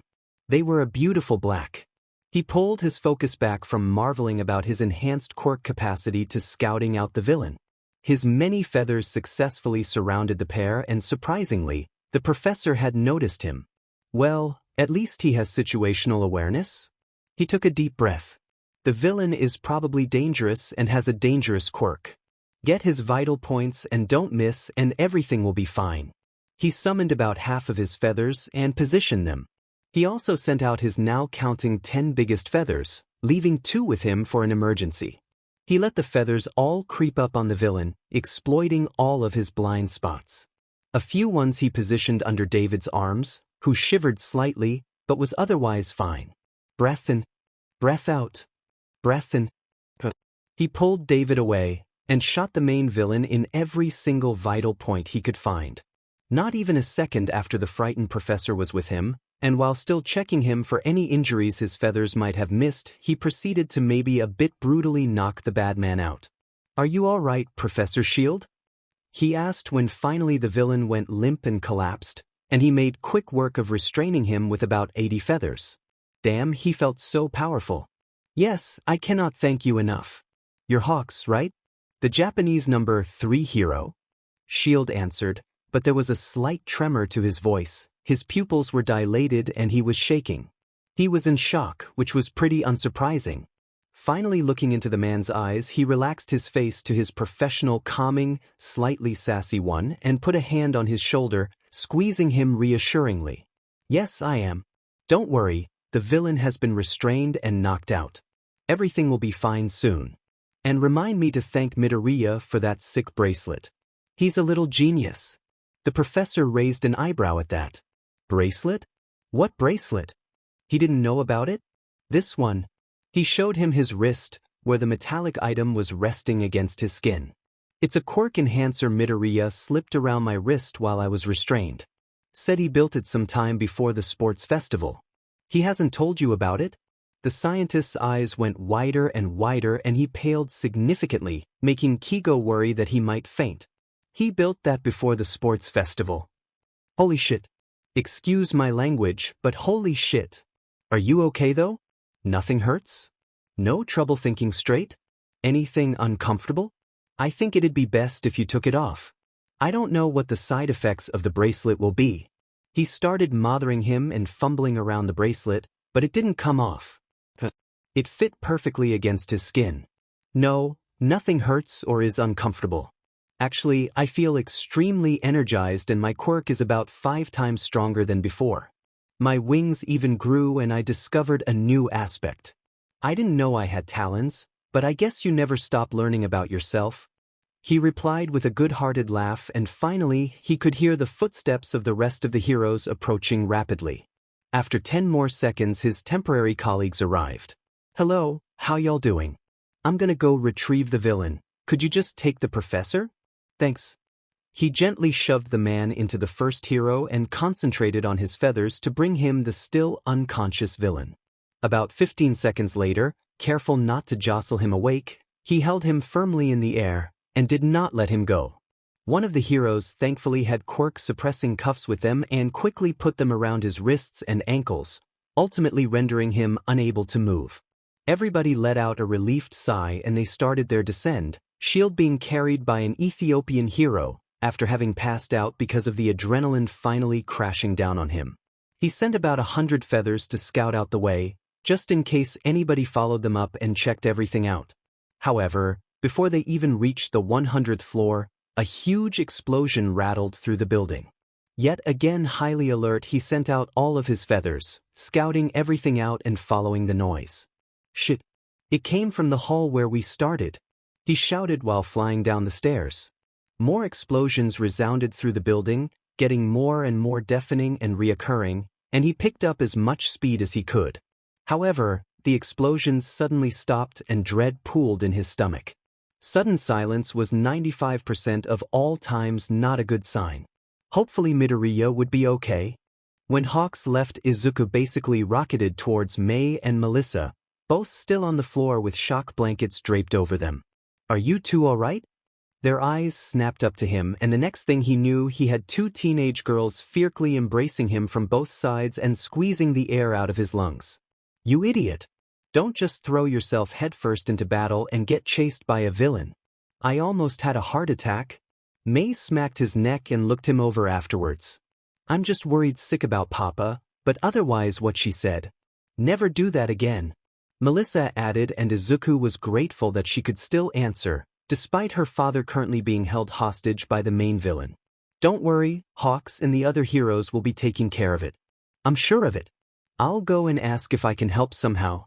Before the 2 girls could protest, he pushed them into each other, making Mei stumble into the other girl's chest with her head because of their height difference, and successfully distracted them and slipped away.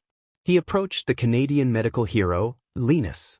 He was currently checking everyone over for injuries and took care of a few fainted ones. "Excuse me? Can I help you in some way?" The pro turned to look him in the eye. "Aren't you one of Dr. Shield's interns?" Izuku nodded. "I'm Midoriya Izuku, but you can call me Izuku, it's easier." He was well aware that Asian names were often not easy to pronounce for non-Asian people, or people in general that weren't familiar with any Asian language. "All right, Izuku, do you know basic first aid?" At that, Izuku piped up. He may be a bit shaken up, but he would never forget what he'd learned while helping out his local underground clinic. "I occasionally help out at a clinic back home in Japan, so yes, I do." The man's face lit up at that and shoved quite a big first aid kit in his hands. "All right, then go around and help anyone with injuries. If you don't know something, call a hero or me, whoever has time." And with that he went on his way, first aid kit in his arms. Honestly, he must look odd for the others. He was dressed in formal wear, had various weapons on his body, and was carrying around a way too big first aid kit that was basically as big as his entire upper body, arms and head included. He spotted a woman nursing her arm, and he could see from his place that it was bruising worse than it should. He went over and put down his case, crouching down to be on eye level. "Hello, I'm Izuku. Did you hurt your arm?" She looked up, tears running down her face and smudging her makeup. "Why yes, the villains pushed me down and I landed on it with a bad angle, and now it hurts whenever I move it. Would you mind if I take a quick look?" She nodded her agreement, and Izuku slowly reached forward to try and move her arm to find out if it was broken, dislocated, or just bruised. While moving it, the woman winced almost immediately, and he felt a slight misplacement in her shoulder. "Definitely dislocated." "Okay, I'm sorry for hurting you. It looks like your shoulder is dislocated. I'm gonna have to relocate it. To do that, I'm going to take your arm and carefully move it around until it pops back in. That's going to be very unpleasant. I have your consent to do it?" "It's okay if you don't want to do it now. The paramedics will soon be here and take proper care of everyone, but the pain will go away sooner if you let me do it now. Thankfully, she gave her consent and he sat down next to her, moving her arm as gently as possible. A friend of hers was holding her other hand and gave her support in a language Izuku didn't understand, but that didn't matter right now. He focused all of his attention to the feeling below his hand, which was resting on her shoulder, feeling for the telltale pop of when it would be back in its place. It took about half a minute to find it, and with a satisfying pop the shoulder relocated, while the woman let out a cry of pain. He knew how bad a dislocated shoulder hurt, so he gave her a sympathetic smile. After that he took a look at her bruise, but didn't find anything broken, thankfully, and just put some ointment on to prevent swelling. He bandaged that up and then tied her arm to her chest to minimize movement. After telling her to go see a medical professional after all of this was over, he went on to the next person. At some point he spotted May and Melissa calming down other people and continued to patch people up. The villains had been fairly rough with everyone, but the worst was definitely a gash over both wrists on a man who'd struggled against the ropes. Noticing that definitely needed stitches, he got the consent from the man and pulled out a local anesthetic, injecting it carefully after pulling on medical gloves. After a few minutes he pulled out needle and thread, sterilizing the needle with a flame, despite it being already sterile, but safety first, and started to stitch the two wounds together. This was something he'd done countless times at the clinic, so he was really fast and efficient. He wrapped it up and went to the next person. However, before he could reach them, the front door of the hall exploded and the heroes immediately sprang into action. The rescue heroes all evacuated the civilians to the back of the room, including Izuku, and the combat heroes took fighting stances. The greenette didn't even think, and he already had his gun at the ready. He quickly refilled the ammunition with as many bullets of capture goo as he could. Up until now the smoke was still lingering in the air and everybody was waiting for something to happen with bated breath. Suddenly, footsteps, slow and kinda intimidating, echoed through the silence, unmistakably caused by high heels. Who would have thought that my coworkers would be overpowered this easily by a bunch of restrained heroes? I'm disappointed. A female, cruel voice cut through like a freshly sharpened knife, and the room temperature seemed to drop significantly. The man next to him shivered, and in his peripheral he could see the rest of the people, heroes included, do the same. He, however, was unfazed by it, which struck him as odd, because normally he was the first to be cold. Actually, he was feeling pretty hot because all of the windows were closed off thanks to the villains taking over the system. Well, I guess I'm going to have to finish their jobs for them, don't I? Oh, I'm such a good colleague. If any one of you tries to resist, I will make sure to fry their eyes out with my laser eyes. Now, everybody, be good little hostages and line up to be tied back up. Laser eyes? He could work with that. He was standing right behind quite a big man, a scientist with a long lab coat on, and crouched down behind it. He suddenly had a flashback to the USJ incident. He was basically in the same position, just different people. So, this time, he didn't take as long to get ready and take a breath as back then, peeked through the man's feet, who had noticed him, but thankfully got the memo and stayed as still as possible, and aimed.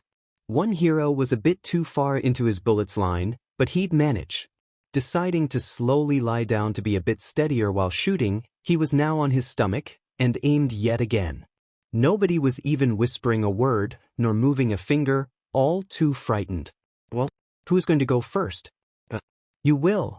She pointed to the first person nearest to her, an old, very successful engineer, who developed countless support items which were still used today. The villainess had turned her head slightly, but that just played into Izuku's cards, with her face now being straight in his line of aim. Only hesitating one more second, he shot and the sound echoed loudly through the hall, making everyone jump, and the additional villains whipped their heads towards their leader, who now had toxic green goo hardening around her whole head. She tried to get it off, but ultimately just got her hands stuck, and the heroes all shot forward to apprehend the new villains. Izuku proceeded to shoot a few more villains, always targeting either obvious mutations or rendering them unable to move.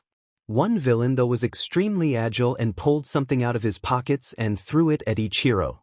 Multiple grenades exploded, but those weren't normal grenades, Izuku noticed with dread. Those were toxic ones, leaving behind smoke that made it hard to breathe and had tear gas in it as well. Izuku wouldn't be affected too much by the tear gas, thanks to his smart glasses he was still wearing, but the smoke would definitely be a problem.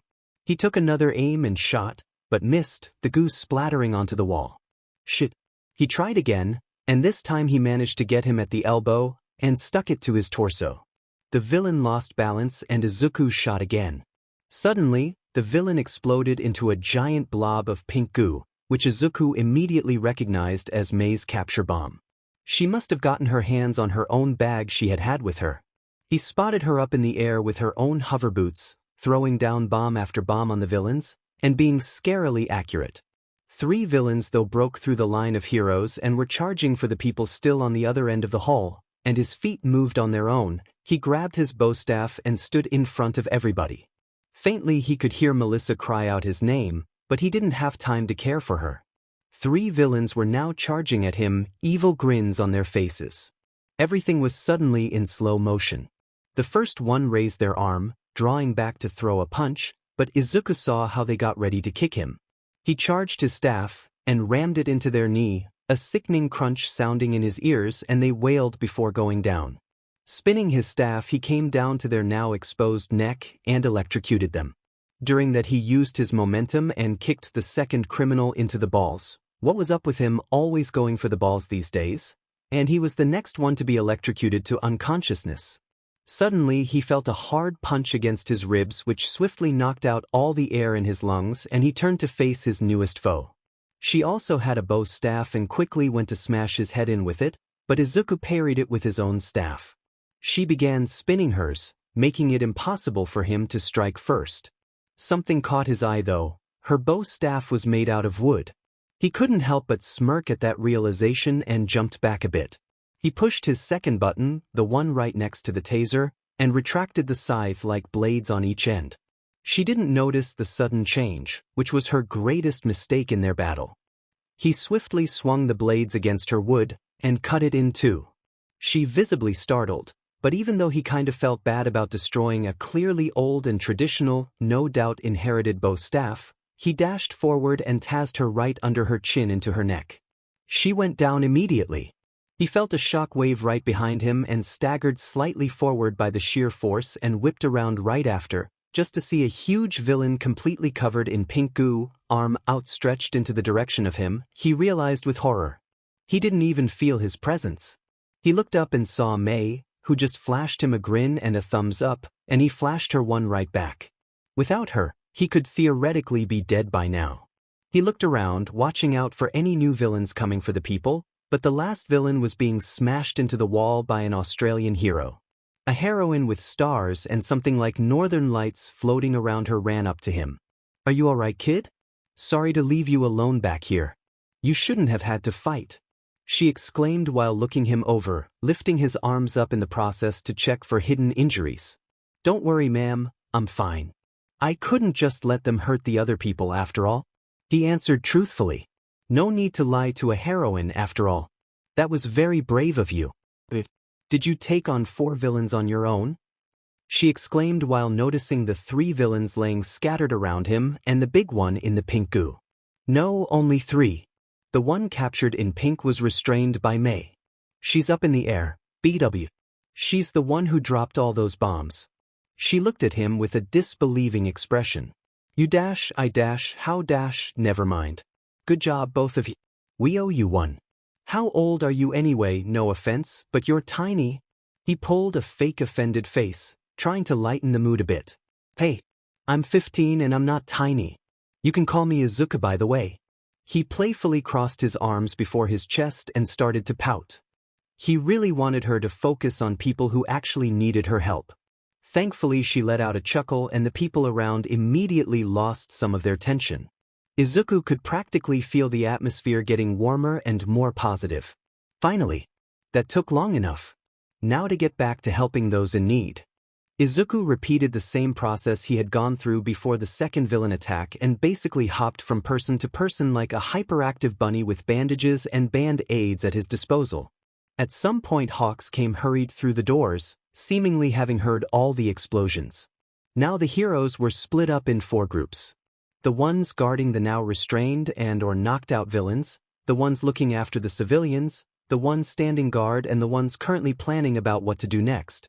Hawks was with the last group and they were standing slightly next to Izuku, with him being on the edge of the crowd, wrapping bandages around an old woman's head. Yeah, that might work, but nobody here knows how to hack something this professional. We'd need someone like Nedzu or something. After all, he's the one who secured UA as well as he did. It's not the second most secure place on Earth right after Tartarus. And the host, the owner of this building, has a severe concussion and is unconscious. But this place is also built as secure as Tartarus. We can't just break out either. The heroes were quietly talking, but Izuku couldn't help to pick up on the conversation. After finally finishing wrapping the old woman's head up, he walked over to the heroes. He was nervous and didn't even know if the heroes wanted him to help, but he at least wanted to contribute to getting everybody free. Sorry for interrupting, but... He started and the whole group of 7 turned to look at him. What is it, Midoriya? Hawks asked, and Izuku couldn't help but to think that maybe the winged hero was annoyed at him, with how his tone was anything but the chipper, sassy tone from before the attack. May and me know how to hack. We could try. He looked down at the floor and started rubbing his neck. What does a kid like you know about hacking? Please. Go to your friends and play a game on your phone or something. This doesn't concern you. The man right next to Hawks rolled his eyes and Hawks shot him an angry look. Sorry about him, Midoriya. What makes you think you two could try and hack into the system? At that Izuku perked up a bit. When the USJ was attacked, the villains had managed to cut off the connection to the school. And since we were trapped, I went to the control room and a classmate and I hacked through UA's security system to get an SOS signal out. So I think I should at least try. He tilted his head back up to look the Japanese number 3 hero in the eyes, putting on his best pleading face. You hacked UA? Damn fledgling. I say we try it out. Any objections? He looked expectantly into the round. Yeah. I have objections. He's just a kid.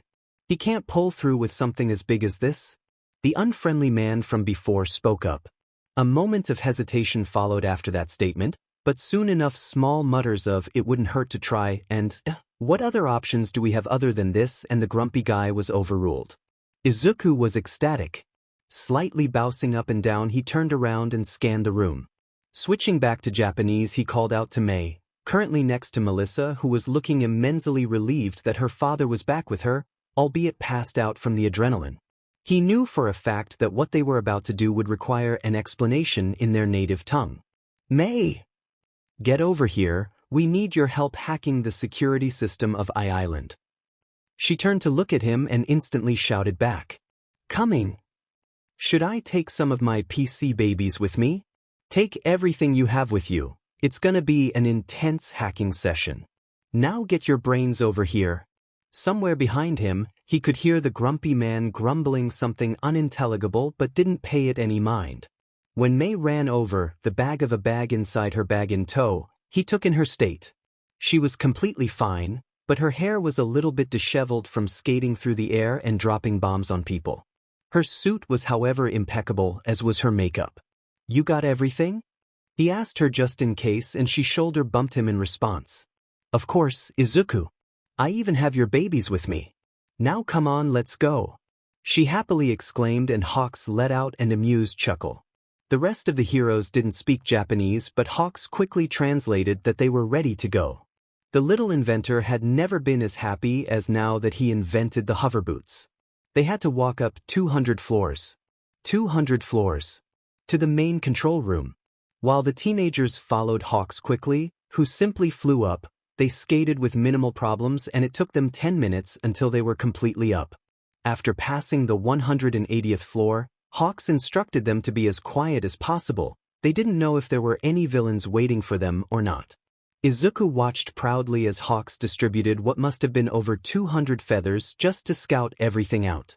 If there ever were villains lurking around corners, then Hawks must have incapacitated them swiftly, because until they finally reached the last floor, they didn't encounter anybody. It would take way too long to wait for the other heroes to get here, so Izuku and May investigated the main control panel. It was incredible how the entire island's security was controlled from this room.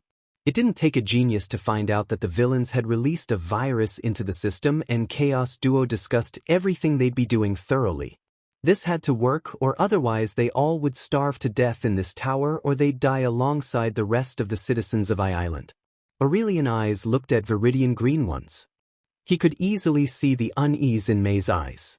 He sent her a determined, hopefully confident smile, which she, after a few seconds, repeated, and they nodded at each other. They sat down into the main 2 chairs, and Izuku and May readied themselves. Slowly the rest of the heroes came panting through the doors, leaning heavily against the walls. It only took them half an hour, so the greenette guessed they were still in a pretty good form. May next to him got comfortable in her chair, and Izuku proceeded to crack his entire body. Every time he had to do something like this, he always did that, completely ignoring the knowledge that it was common knowledge for society to know that only quirkless people were able to do that. Behind him at the wall, the grumpy man wanted to say something, but the nice heroine from before with the stars and northern lights surrounding her quickly slammed a hand over his mouth and glared at him, silencing him on the spot. Izuku took a deep breath and pulled out his smart face mask from May's bag. It would make everything easier if he let his AI help them too. He connected it with a cable to the control panel, and May did the same with her smart face mask, which she definitely stole from him some time ago. He'd wondered where he'd put it. He knew that May was focusing right now, so if he spoke to her in English, for the others to understand them, she would respond in English. "All right, May, you ready to half fry our brains?" "Sure. The only thing that's important is that the adults stay quiet and let us do our magic. Even if it seems like we might fail or something starts burning, never, ever interrupt our work. If you're ready, I am." "All right. Hawks will make sure nobody disturbs us." He shot a pointed look to the hero, who instantly saluted him. "And we'll start when I count down to 1. 4, 3, 2, 1. And the hacking began. Both of them mentally gave the okay to their face masks to completely connect their brains to the masks, and therefore to the system. Holographic screens popped up in front of them, strings of never-ending code flashing through each one. The teenagers were typing furiously away, each one in their own world of hacking. Both of them went into hyperfocus, the AI in their masks making sure to help them stay in hyperfocus as long as they needed to and helping them by eating away at the virus. Countless windows popped up one after the other, soon enough filling out one entire wall. The pros were standing at the side, staring in awe at the sheer speed the 2 15-year-olds were typing their souls away. This went on for about 15 minutes before something changed. May let out a string of curses, which Izuku underlined with his own ones. The formerly red codes had been slowly turning blue again, but suddenly everything distorted slightly and colored everything in purple. The face masks beeped in warning, but the teens ignored it. This was too important to take a break from. The virus had backlashed at the AI and come back more fiercely than before. The Chaos Duo straightened their backs and now near assaulted the keyboards. This was extremely difficult. That virus was a monster, and then simultaneously hacking into Island's security system, well, it took them another 10 minutes to get the strings of code back to red and then another 10 minutes to get it back to the point where they'd had it before the virus backlashed. None of them dared to breathe just yet. They continued their endless typing, and Izuku's hands were starting to cramp, and not to mention his head hurt as fuck. May must also be in a lot of pain, but if they stopped now, the system might just short-circuit and kill them. The masks themselves were steaming and partially smoking, and Izuku could swear he felt the adults' worried eyes on their backs, but he had to focus. Slowly, ever so slowly, the many windows were disappearing one by one. Each window took them about 5 minutes, but they made progress. The challenge was that each window required a different method of hacking, and the countermeasures were top-notch. After 2 hours, 24 windows later, they got to the last 5 ones, but those were especially hard to hack into. The masks were starting to overheat by now, constantly letting out warning beeping sounds and glowing pink and green, something they only did when the minds of the users were completely in synchronization with the mask's programming. At this point, neither Izuku nor May were thinking straight, running on hyper-focused autopilot. The hijacked security system threw something at them, they countered it with ease, they got through to the next window, They reimagined their whole hacking routine and countered everything that was thrown against them again. The last window was the hardest one. The former last four were already taking each 10 minutes, but this one, even after 15 minutes, just didn't seem to budge in the slightest. Izuku took a deep breath through his nose. Now was not the time to get frustrated. Frustration clouds one's mind and can be a fatal mistake in something like this. Izuku picked up his typing speed yet again, internally screaming at the pain his hands were in, and he heard Mei doing the same. The pink and green from their masks was flickering onto the screen now, something Izuku and Mei very much welcomed with open arms. It meant that they were finally breaking through. His eyes were itching, his mouth was dry, the mask was so hot he was sure to have a few burn marks on his face, his hands were a mess of cramping flesh and stiff fingers, and he had a splitting headache and he just wanted to pass out. The panel they had been working on was also starting to steam, never having been hacked into like this ever before. The pink and green flickers gradually took over the screen, and they only needed 6 more lines of code. Come on, they were down on 5. Now the two were actually assaulting the keyboards. Izuku let out a groan and Mei whimpered, a tear rolling down her cheek but instantly vaporizing because of the heat. 3. Sweat was rolling down his forehead, Mei's shirt's collar was soaked. 2. He sucked in a sharp breath, cramp shooting through his hands, but he ignored it. Mei sniffed and suppressed a sob. For the sake of the safety of the people and citizens of Island. He couldn't hold it in anymore. His brain was being fried and his face was being cooked by the sheer heat. Mei and him started to moan out in pain. And done. They fell back into their seats, breathing heavily. With heavy hands and almost robotic movements they removed their masks. Their faces were fire red, the makeup had been sweated off completely, only leaving the silver and golden flakes on because they weren't possible to remove with anything else than the matching makeup remover. Their eye bags were almost black and rivaled the sun in their size, and their eyes were bloodshot, pupils dilated to an extreme degree. All in all, they were in really bad shape. Izuku summoned his last strength and reached forward to unplug the USB stick they transferred the virus on and then promptly collapsed into himself towards the floor. He faintly felt being caught and laid on the back, head on something soft, but soon enough the blissful darkness of unconsciousness swallowed him and he let himself drift into with open arms welcomed dreamless sleep, Mei no doubt doing the same. Hawks had watched for 3 hours and 45 minutes straight Midoriya and his friend working themselves to the ground. And the worst part was he couldn't do anything about it. After about 3 hours a pained groan and a whimper escaped from the fledglings and Kigo wanted to rip them away from the devices and keep them safe. But he had to wait and watch as they hacked into Island's security system while a giant virus was interrupting them and then their masks started to beep and smoke because they were obviously overheating.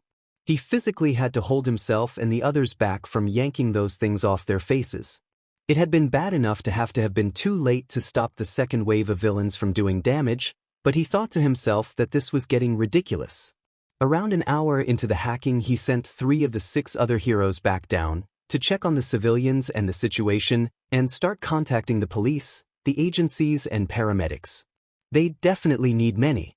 The bastard villain who had fired those damned smoke bombs had left most of the people coughing and breathing hard and they needed to get checked out as soon as possible. When Hatsum and Midoriya let out a string of curses all of them snapped their attention to the teens again. The slowly fading into a neutral blue-red code had distorted itself and taken on a toxic purple color which personally Kigo had to squint at, so bright and uncomfortable was it. The unease in the room grew so much, one could cut the tension with a knife. Then, the last 5 windows were taking longer and longer each. It was excruciating to even watch. He could smell the burning skin under the masks, hear the shallow, ragged breaths by both of the duo. He could see the sweat running down each of them, drenching them to the bone. Hatsum's left hand jerked a few times because of muscle cramps, but Midoriya's were far worse. He could basically see the muscle strings cramping into each other forcefully beneath the skin, the veins popping out. It was obvious to everybody in the room that they were letting children do highly dangerous stuff, but nobody dared move or touch them, fearing something worse would happen. The Pinkette had said something about frying their brains after all, and they all desperately wished that she'd been joking. When the green fledgling started groaning out in pain and the pink fledgling started crying and half choking on sobs, a few tears of his own left his and his temporary colleagues' eyes, because they couldn't help them, couldn't save them. They were heroes, goddamn it. That was their job. He'd never felt this useless in his whole life. Cammy, he'd have to call his therapist after all this.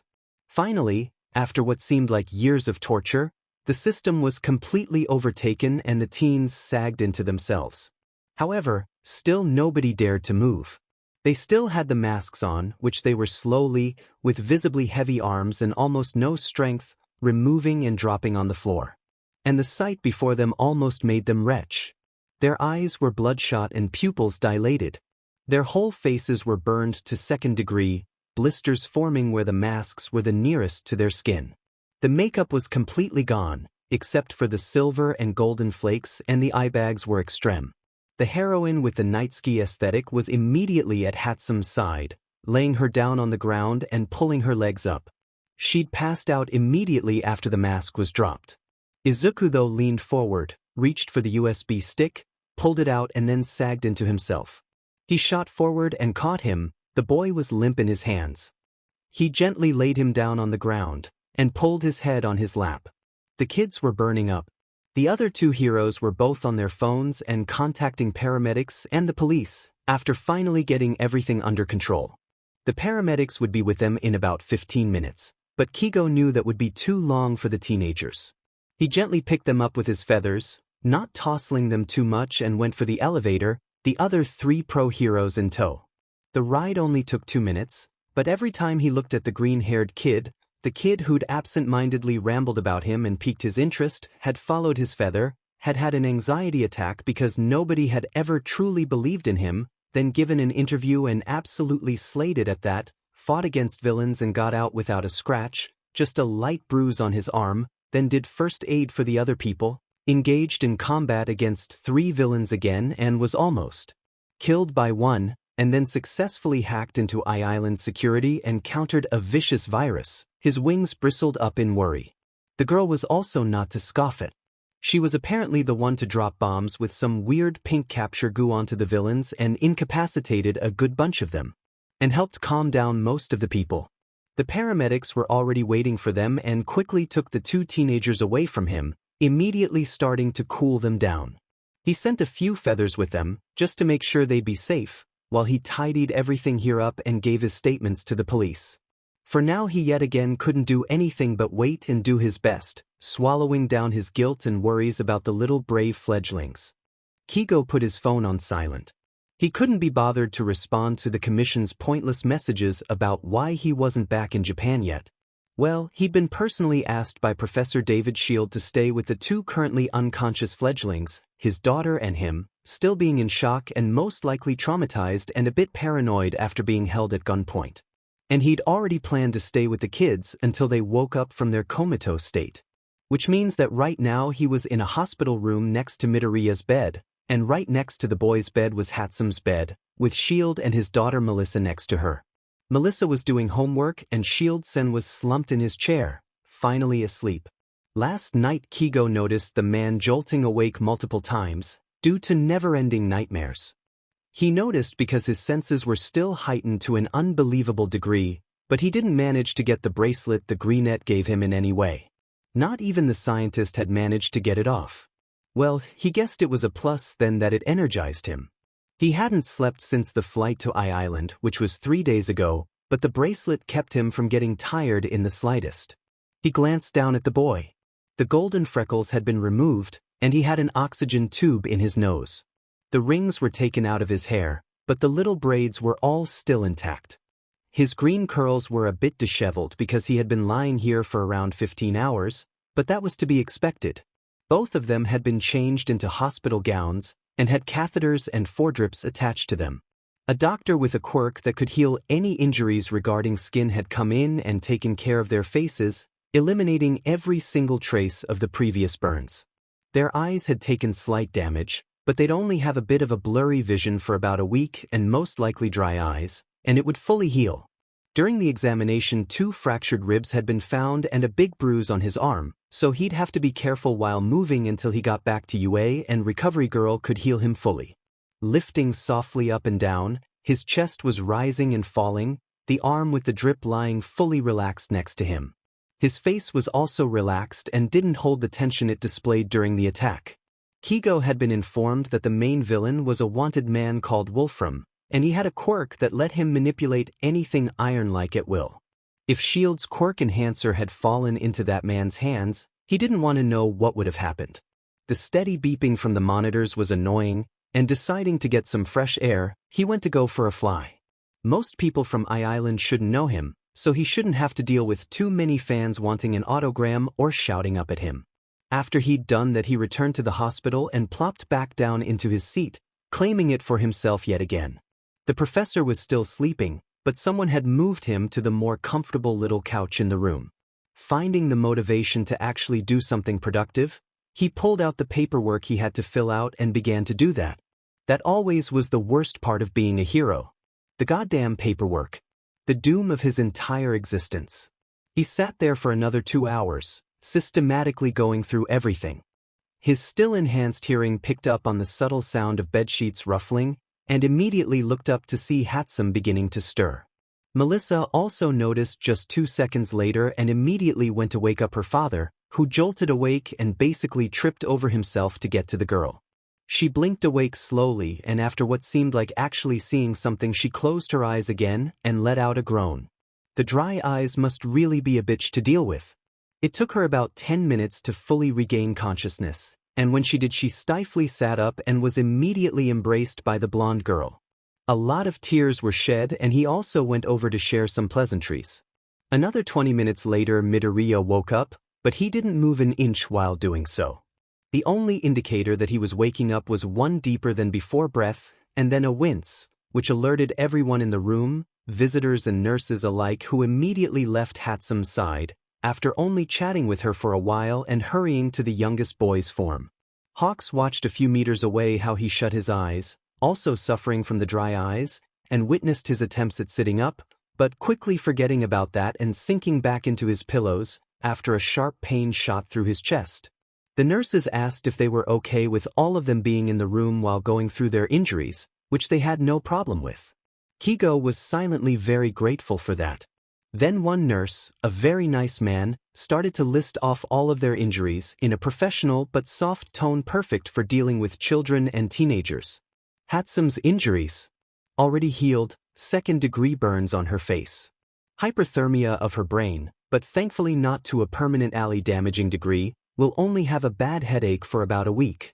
Eyes have taken damage and vision will temporarily be blurry, but will go away within a week.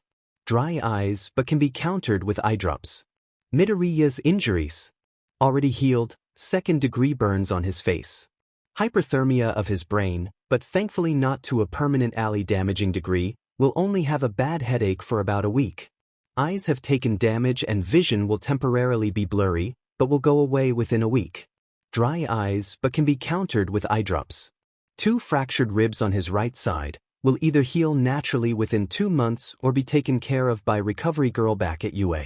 Bruise on his right arm, only applying ointment will suffice.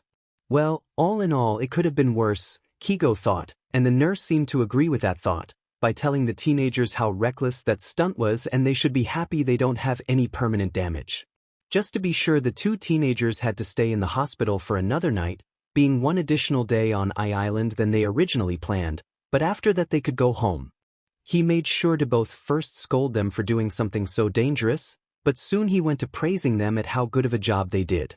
He'd spoken to the owner of the Builing and the developer of the security system, and both of them had been absolutely flabbergasted that 2 random teenagers were able to hack it while fighting off an aggressive virus in the process. Well, you 2 brave fledglings, to come to a conclusion, I wanted to apologize in behalf of all heroes present that we had to rely on you as much as we did. You did a very good job and showed extreme amounts of potential. I bet that if you wanted to, you could be heroes. If you want to, I'll give you my number and you can call me, and I'll hand in a recommendation. However, my agency is waiting for me and I have to leave you now. I wish you a speedy recovery, And never give up on chasing your dreams, no matter how impossible they seem to reach. I only have one last question left. He turned to look at Midoriya and held out his wrist. I can't get the bracelet off anymore. I'm stuck and nobody was able to remove it. Would you mind? The freckled teen looked a bit sheepish at that and apologized for not having explained how to take it off, and quickly took it off by pressing a hidden button. As soon as the bracelet was off, the never-ending energy buzzing under his skin stopped. His senses went back to their normal state, but the rest stayed very much the same. The bigger size of his wings was now permanent, since he'd worn the bracelet for so long, and the talons were now also a fixed part of his body. He could retract them, so that was a plus, and when retracted, they looked like his normal fingernails. It was kinda weird but also sick as fuck watching that. His eyes stopped glowing too, and he could finally take off his noise-canceling headphones. The number of feathers also stayed the same, which was awesome. He saved his number into both the teens' phones under the condition of never sharing it with anybody, which they immediately agreed on. With that and a gentle ruffle through the green hair and a pat on the pink hair, he said his goodbyes and went to catch his plane. His phone notified him of a new message and he saw that he had been added to a group chat. It was called Bad Birds of I Island, and Kigo snorted. That group chat was sure to be chaotic, he just knew it. With that he chatted back and forth with the teens throughout a good portion of the flight, and got home to Japan. His entire torso was hurting like a bitch. When he woke up, he subconsciously took a deeper breath than while still unconscious, and a sharp shooting pain erupted, causing him to audibly wince. At first he wasn't really there, just, well, he was aware of his surroundings at least a little bit, but it took him who knew how long to finally be able to coherently respond to the nurses and doctors flocking him. Which was new. He was pretty sure that this wasn't an illegal underground quirkless clinic, it was way too modern and technological for that. Normally, in hospitals like the one he was currently in, only the apprentices or the newest doctors, or doctors with weaker, less respected quirks would tend to him, if at all. Here, he was being treated by a really nice man, who was really gentle. Another thing he had to get used to, usually normal, legal doctors were deliberately harsh and hurt him, told him everything that happened to his body. He was sporting a splitting headache, and judging by the frown on May's face, she was too. The dry eyes were also annoying, but the high-quality eye drops were a godsend. His 2 broken ribs were hurting too, but he was at least a little bit used to that sort of pain, since in middle school he'd had a few broken ribs more than just once. And thanks to the ointment he barely felt the bruise on his arm. So, beside the splitting headache and the occasional shot of pain in his lungs, he was doing better than anticipated. Hawks, who had told them to call him by his first name, Kigo, had gone as far as stayed with them until they were stable enough to wake up and be somewhat coherent, and then even gave them his phone number. And he told him he could be a hero, even without a quirk. He could be a hero. Did he want to be a hero? Back in middle school, the answer would have been a determined yes, before that villain encounter. But he had his inventions and analysis now, didn't he? And his mother had been so relieved when he told her he didn't want to be a hero anymore. And even All Might know. Fuck that bastard and his opinions. Even Kigo had agreed that he was a quirkist bastard and was biased as fuck. And David had also told him he could be a hero if he wanted to, and that man has a quirkless daughter. He really ever wanted to help people, but as soon as he got his diagnosis, he had felt he had to give that up forever and search for a different future. But he didn't feel complete when thinking about spending his life only as a supporter. When he imagined being a hero, he felt something warm bloom in his chest, quickly spreading throughout his whole body, making breathing just a bit easier. It would be hard catching up with the hero course. He saw how much of a struggle it was for Hitoshi to get in. He'd been there when the purple-haired insomniac had been so frustrated he needed a shoulder to cry on. He'd been there when he was so worried that the insomnia was eating him alive and he hadn't slept in 3 days and was on the verge of giving up. But it had been worth it, to witness the biggest smile in the morning, after he told them through the group chat that he could transfer as soon as a spot would be free, spreading over his face, eye bags significantly better than before. They'd celebrated and Nito had been so happy for an additional hero buddy in their friend group. But back then, an uncomfortable feeling was buried deep down in his chest. And now, a month later, he knew what it was. Jealousy. He'd been jealous to not be a part of the hero course. To not be working to be a hero. Should he ask Kigo to recommend him? To get him to help him get into the hero course somehow? Or should he do it alone? Mei, Hitoshi and Nito had scolded him multiple times now that it was okay to get help. To reach out. To trust others to help him. With that he closed the group chat with Kigo and Mei and opened the one with Nito and Hitoshi. Before he could write anything though, he finally noticed the countless messages that were sent in that chat since yesterday. Oh my Kamizuku, are you okay? I saw the news. And you were in them, fighting villains? The gala was attacked, right? A reporter had been present and secretly filmed everything in the hall. They were a few meters behind you and showed how you shot that one villainess in the head with the capture goo. Zuku? Are you alright? Please answer, it's been 2 hours since that attack was cleared, the reporter said. Hawks was there too, right? Did he keep you two safe? Toshi. Zuku? Toshi, I also heard what happened, you alright? Toshi. Kami, Zuku, answer us. Are you hurt? Toshi, I'm serious, don't ignore us, the notification says you get the messages. Toshi, I almost had a heart attack when the video showed a huge villain reaching to crush your skull while you were fighting off those other 3 villains. Toshi, also off topic but it has to be said, you looked absolutely stunning in that corset. Yeah, that looked really good. But back to the topic. What were you thinking? Toshi, Zuka please, answer us. Toshi, I got really worried when the reporter filmed you and Mei and the heroes going somewhere with that damn determined face of yours, which always means you're about to do something dangerous, like when you dropped from the ceiling while trying out the hover boots. But more intense. Toshi, and after what seemed like hours of waiting around, the video showed so many ambulances. Toshi, please tell me you're alright, I'm this close to booking a flight and coming to beat your ass for not responding. Same. I'm sorry if I did something wrong, Zuku. Please stop ignoring us. Toshi, yeah, I'm sorry too. Please don't ignore us. When you're ready to forgive us you can always talk to us, okay? Toshi, yeah, just tell us when you're ready. Kami, Izuku could cry. He of course instantly replied, for now ignoring that the reporter was so annoying and filmed him while he was essentially fighting for his life and the life of others. Zuku, I'm sorry for not responding, I'm not mad at you too. The heroes escorted Mei and me up to the control room because we said that we could try to get the security system of Island back to normal. We did it, and basically fought off an aggressive virus while hacking into the system, which we needed our smart masks for, which was so hard on both us and the masks, that they started overheating. The masks were connected with our brains by that point and it took us 3 hours and 45 minutes to hack through everything. Well, safe to say that us two just woke up about an hour ago because our brains were fried and we had severe hyperthermia. But don't worry, we won't have any lasting damage and everything should be fine by next week Saturday or Sunday, if Recovery Girl doesn't heal us in the meantime.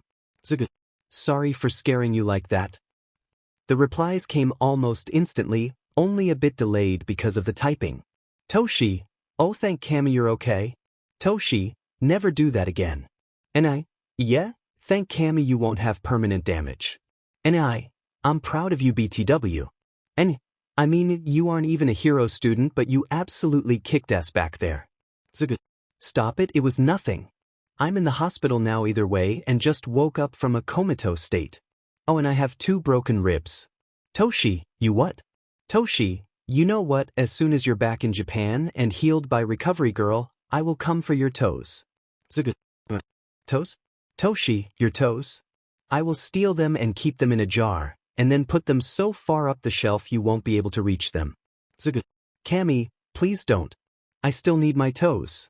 It'd be hard to walk or keep balance without them. I completely side with Toshi here. Your toes are ours, Zuku, and you can't do anything about it. No, not my toes. I'm sorry. Toshi, fine, maybe we'll postpone stealing your toes for a bit. But the threat will not disappear. We will come after you someday. Yep, we definitely will. Sorry, But a nurse is about to take my phone away. She said something about how I fried my eyes and the screen will worsen my recovery. I'll text you as soon as I get permission to use my phone again. Toshi, okay, stay safe. Get back to health soon. Zugu. I will. Bye. Zugu. I love you guys. Wait, did he just write that he loved them? Oh shit. Oh boy. Kami. The nurse snatched his and May's phones away and he didn't even notice. His face was resembling a strawberry. Did he just? Yeah, he did. But he didn't feel bad about it? It wasn't a lie. But can somebody even love more than one person? Kami, feelings were hard. Suddenly a wave of fatigue washed over him. He leaned back into his pillows and closed his eyes. Did he love both of them? He was pretty sure that that was the case. He'd known that he was gay since he was 12 and even came out to his mother, who said she'd always known Oswell. She said it was kind of obvious because he'd never talk about girls, only ever how pretty some boy children in daycare wear, and she just always knew of some sort. She brushed it off as motherly instincts. His mom was really supporting, and even got him a pride flag for his room. About half a year later he discovered he was really into cross-dressing, and Mom had taken him shopping to get a few skirts and dresses and makeup. But would Hitoshi and Nito return his feelings? Or would he ruin their entire friendship when he asked them out? Nito was extremely pretty.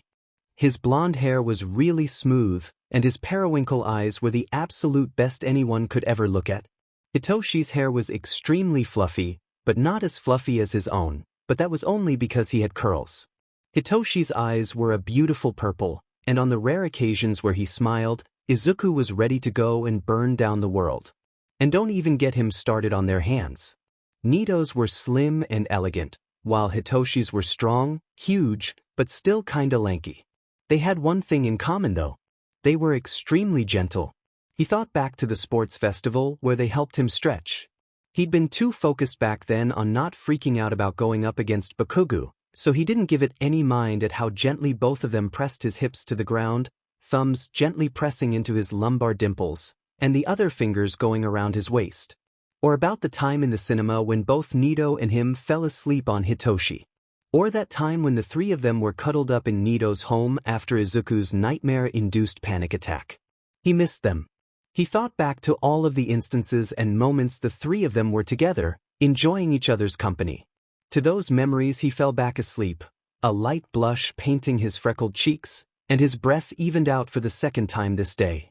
Next to him, May had the same expression on her face, but she was thinking about a certain blonde-haired 2 years older girl she was introduced to mere days ago.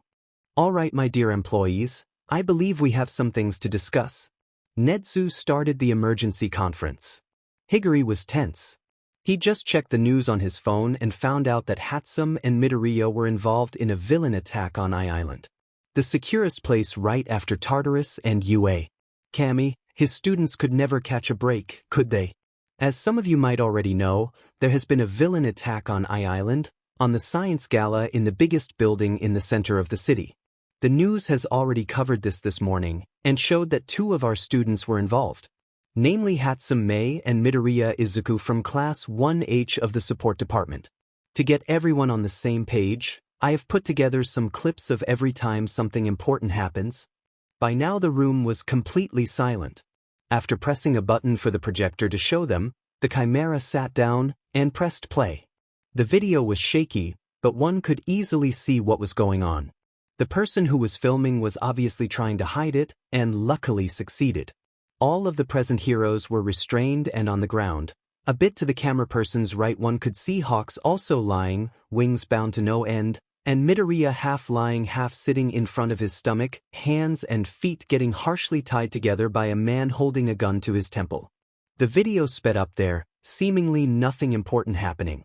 When it turned back to normal, the what seemed like main villain took David's shield and forced him to go Kami knew where. Another villain walked past and they hurried to hide the camera. When they deemed it safe, they let it peek out again and yet again swirled around to get everything on tape. A movement to their right got their attention and they moved the camera to see Midoriya clumsily crawling over Hawks and fiddling with the ropes. After only a few moments he managed to get free and discreetly freed his feet too, but left the ropes draped around them to not get attention. He pulled something out of his pocket and put it around Hawk's wrist, who looked at him with wide eyes after a long moment of the two males whispering something to each other. Midoriya then proceeded to fish for his bag with his foot, and armed himself with any weapon he could find. The camera person now whispered something into the mic. What does that kid want to accomplish by wearing a few weapons? Like, sure, I heard he's the winner of this year's first year's sports festival of UA, but still, he's just a kid. In the background, Hawk seemed to have a calculating face, and after a few seconds of intense eye contact between the two Japanese people, Hawks ripped out of the restraints, feathers exploding rapidly to every single person, and lifting them off the ground, getting each hero free, and the villains began fighting. The person filmed from above and took in everything as well as they were able to, and soon zoomed back in on Midoriya, who had shot a villain with some sort of voice modifier in the head with his green capture goo, and then was chased by the biggest villains from the room, resulting him having to retreat with his ODM gear and hover boots into the air. The villain was extremely fast, and after he got way too close to the boy, he seemed to pull off one of his rings and threw it at the man, resulting in an explosion against his head and leaving the big guy unconscious. After that, he quickly skated up to the other civilians and positioned himself only a few meters diagonally in front of the camera person. The people were put down to the ground as soon as every villain was restrained, and the video was sped up yet again. What you just saw was the first wave of the villain attack. The person filming has filmed while the heroes did first aid, and Midoriya and Hatsum were also helping with first aid, such as bandaging head wounds or putting band-aids on scrapes like Hatsum did, and relocating a shoulder or stitching up wounds from the ropes like Midoriya was shown to have done in some clips.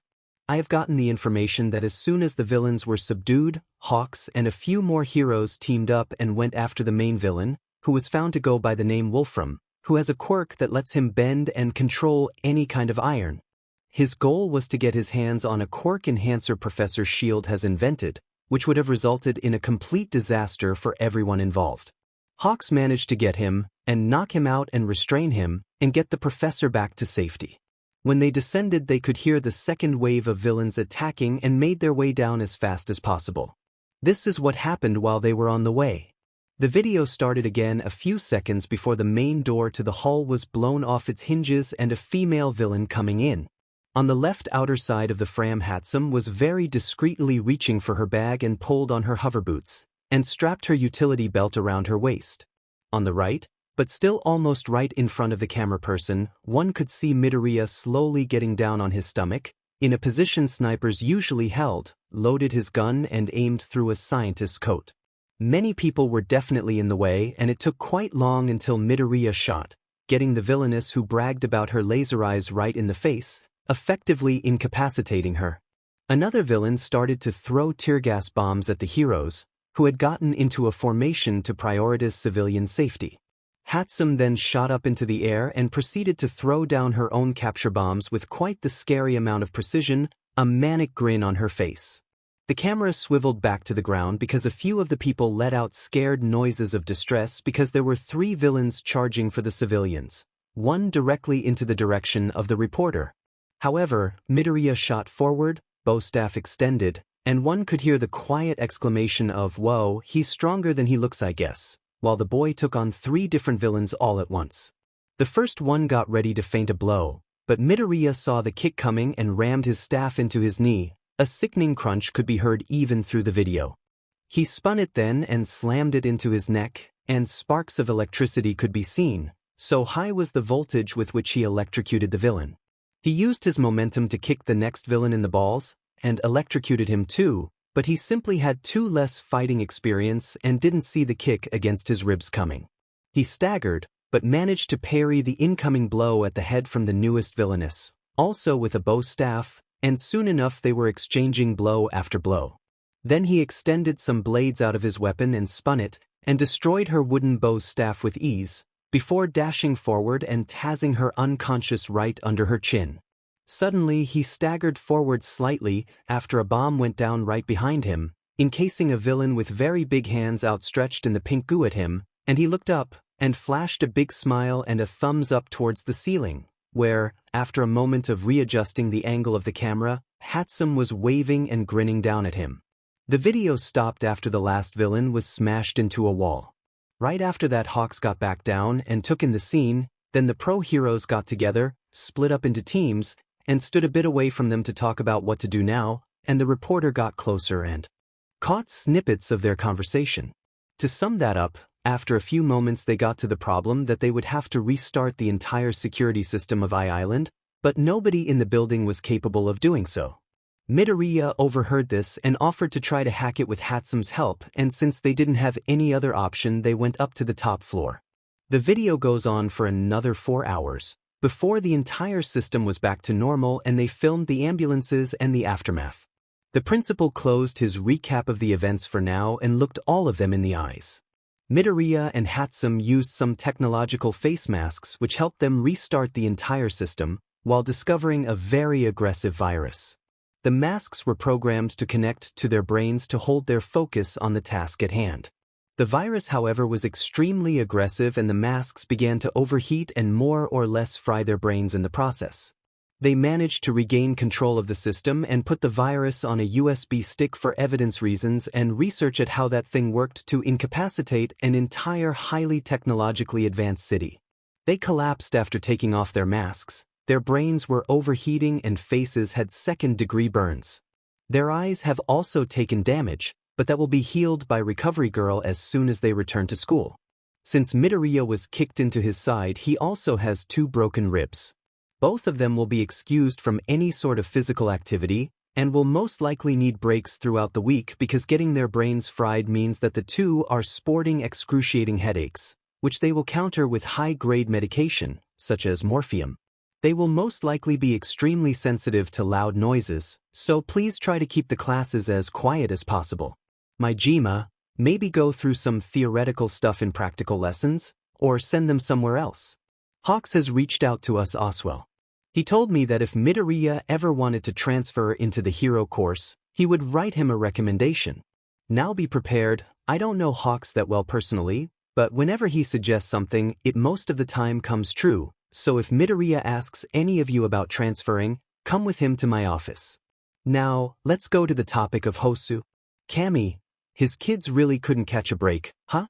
He should talk to the Chaos Gremlins about some sessions with Hound Dog. After experiencing something like that, he wouldn't be surprised if their mental health had taken some damage, especially after both the children had been held at gunpoint at least once. You all know what happened in Hosu 2 days ago. One student from the hero course, Ida Tenya, Class 1A, has searched out Stain, the hero killer, in an attempt to get revenge for his brother, who has been paralyzed from the waist down by the villain. He was injured very badly, which means he is now in the hospital, and was stabbed in the shoulder. The arm had to be removed completely. He will still stay in the hero course, but will be keeping a close eye on him from now on. Of course, we will be helping him get back on his feet as fast as possible and support him as well as we can. From the same class, Todoroki Shoto had been at the epicenter of the Nomu attacks. He only has some burns, thankfully, but I thought it would be a good idea to let you know he was there. Yet again from the same class is Mineta Minoru. This has nothing to do with the Hosu incident, but with his internship. Mount Lady, the hero he interned with, has called me to let me know that she sent Mineta home because he tried to sexually assault her in her sleep. There have been quite many incidences that made the female student body overly uncomfortable, such as peeking into the changing rooms, or lifting up a fellow student's skirt, etc. Aizawa has decided that that was the last straw and he is hereby expelled from UA. Shinso Hitoshi from General Education will be taking his place, as was promised to him after he got 3rd in the sports festival. Any objections to anything I have just said? Higuri couldn't think of anything, but soon he heard an exasperated sigh coming from Yagi. Hunched in his skinny form, he really looked like a skeleton, he mused to himself. You can't possibly be considering to let young Midoriya join the hero course if he wanted to, do you? The room went silent. I mean, he went on, completely missing the absolute murderous looks sent his way. He'd be dead before he even graduates. He's quirkless after all, and quirkless people have to be protected, since they're less developed. A hand slammed onto the table so hard, almost everybody flinched away. Next to him Aizawa was standing, hot white rage seeping off him, quirk activated, eyes glowing red and long black hair floating. If you don't stop discriminating against a child right this instant, I will chase you to the furthest ditch in hell and back, strip you down and tie you to a flagpole, after beating you to a bloody pulp almost unrecognizable to the world, and live stream the reaction of the people to the worldwide news stations, which will devour you like rabid dogs devour anything that moves, and then slowly cut off each finger, each limb with a dull butter knife, pull out your teeth one by one as well as your nails, burn each of them individually right before your eyes, and send the rest of your body to the League of Villains, Shigaraki specifically, to disintegrate the rest of you. And just for good measure, I'd send your dick and balls to them as well. Maybe they want to keep them as a trophy. Are we clear? Holy shit, Aizawa wasn't playing nice anymore. Thank Kami that Shota's husband put a placating hand on his shoulder and seemingly snapped him out of it, and sat back down. He watched as 1A's homeroom teacher glared at the blonde idiot one more time for good measure before leaning against Mike for a bit of emotional support. The tension could be cut with a knife, so thick was it. If he was honest, the ginger just wanted to go home. I agree with the sentiment, Aizawa, but I am afraid that murder and manslaughter is unfortunately illegal in Japan. Yagi, your behavior and sentiment against Midoriya and the quirkless in general is unacceptable, and I have warned you after the sports festival incident that you will have to face consequences if you did it again. Nedzu cheerily said, and everybody felt a chill go down their spines. Nedzu was mad. And nothing good ever happens when Nedzu gets mad. You will leave the teacher's apartment and search for your own place to sleep. You have lost free living privileges. I want you out by next week at the latest. Additionally, I cannot trust you to not discriminate even against quirked members of the student body, which means that you have to be accompanied by at least one actual teacher while interacting with any student. If you really need to talk to them privately, I will sit in myself. You are also downgraded to an assistant, rather than a teacher, and you will abide by whatever it is the actual teacher tells you to do. And no, you cannot argue with the fact that the Hero Commission wouldn't be okay with that. They basically don't care what we do with you as long as you're a teacher here. Yagi, you're dismissed. Get out. Higuri watched as Yagi packed his things and left with a huff, and as soon as the idiot closed the door behind him, everyone immediately sank into their chairs and relaxed. Even Shota next to him seemed to untense a bit. I'm sorry for my little outburst here. I just remembered that I forgot one point about Hatsum and Midoriya. It's about how the two of them will get home from the airport. Hatsum's parents are the current CEOs of Hatsum Industries, but are currently in Russia on a business trip and cannot come collect their daughter. The same goes for Midoriya. His father is out of the picture, and we all know that we'd like to keep it that way. His mother is also on a business trip, but this time in Niger, helping out the medical staff by tending to the victims of the war. Would anybody of you mind fetching them from the airport in Tokyo on tomorrow Saturday at 6 p.m. and get them to visit Recovery Girl before going home? He held up his hand. I'll do it, since they're my students. And I want to check if they're okay myself. Also, Ryu? I'll talk to the two of them about some sessions with you. I wouldn't be surprised if they had taken any mental damage after being held at gunpoint and fighting for their and others' lives. Hound Dog gave a pleased grunt. Good idea. A few from your class have already come to me because of the USJ incident. Some of Class 1A have, too. Keep encouraging to come and talk to me. Thanks, Ryo.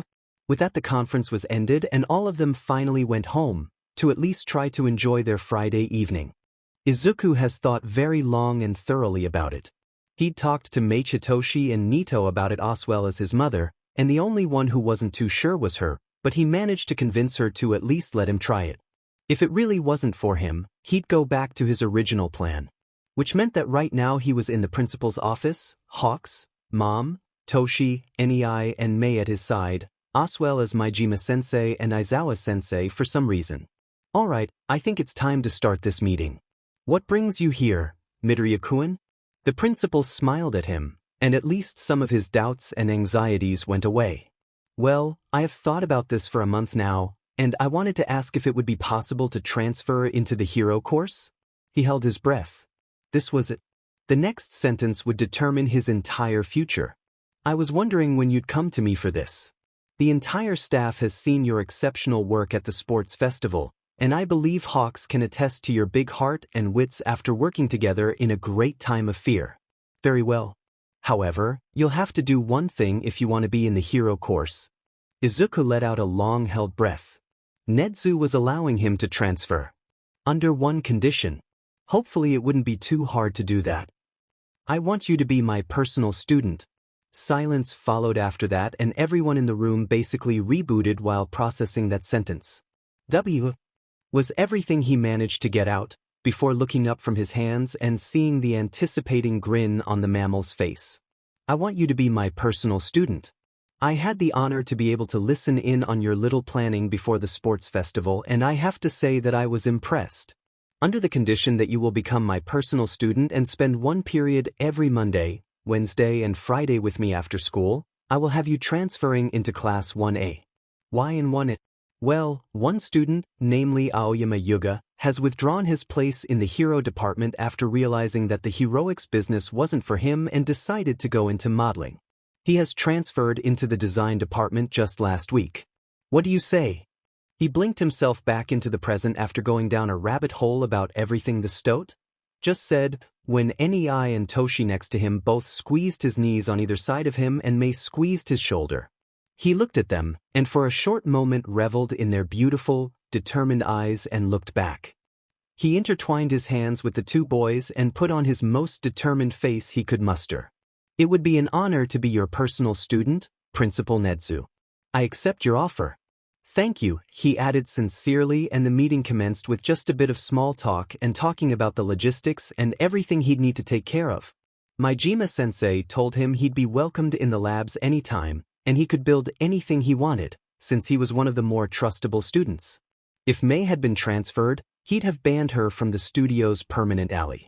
He'd also always be welcome to sit in with them in a free period, or if he wanted to specialize in being a support hero, he could choose that as the mandatory specialization in his second year. After that, they all went celebrating at a really fancy diner Hawks brought them to with a terrifying yet awesome flight with his new feathers across the sky, and even paid for the entire 5-course meal, claiming that he stole the HPSC's president's credit card 2 years ago. All in all, Kigo was also the smuggest asshole the world has ever seen and kidnapped him, Toshi and Nei to be alone on the rooftop of the skyscraper, and well, that resulted in the three of them finally confessing to each other under the full moon, and as soon as they were leaning against the railing, hand in hand, fireworks went off in the distance, as if to celebrate the three of them finally getting together. Tomorrow would be his first day in Class 1A, and even though he'd miss his friends from 1H, he'd definitely come visit them and sit with them at lunch as often as possible. Yeah, he couldn't wait to finally be a full-fledged pro hero. What type though? Maybe underground or twilight, or information or supporter? He'd have a bit more than 2.5 years to decide. And the best thing? He had the help and support of his boyfriends, best friends, teachers, the number 3 hero, Nedzu, and his mother. And a newfound confidence and pride lingering in the back of his mind, and a whole lot of determination and wits.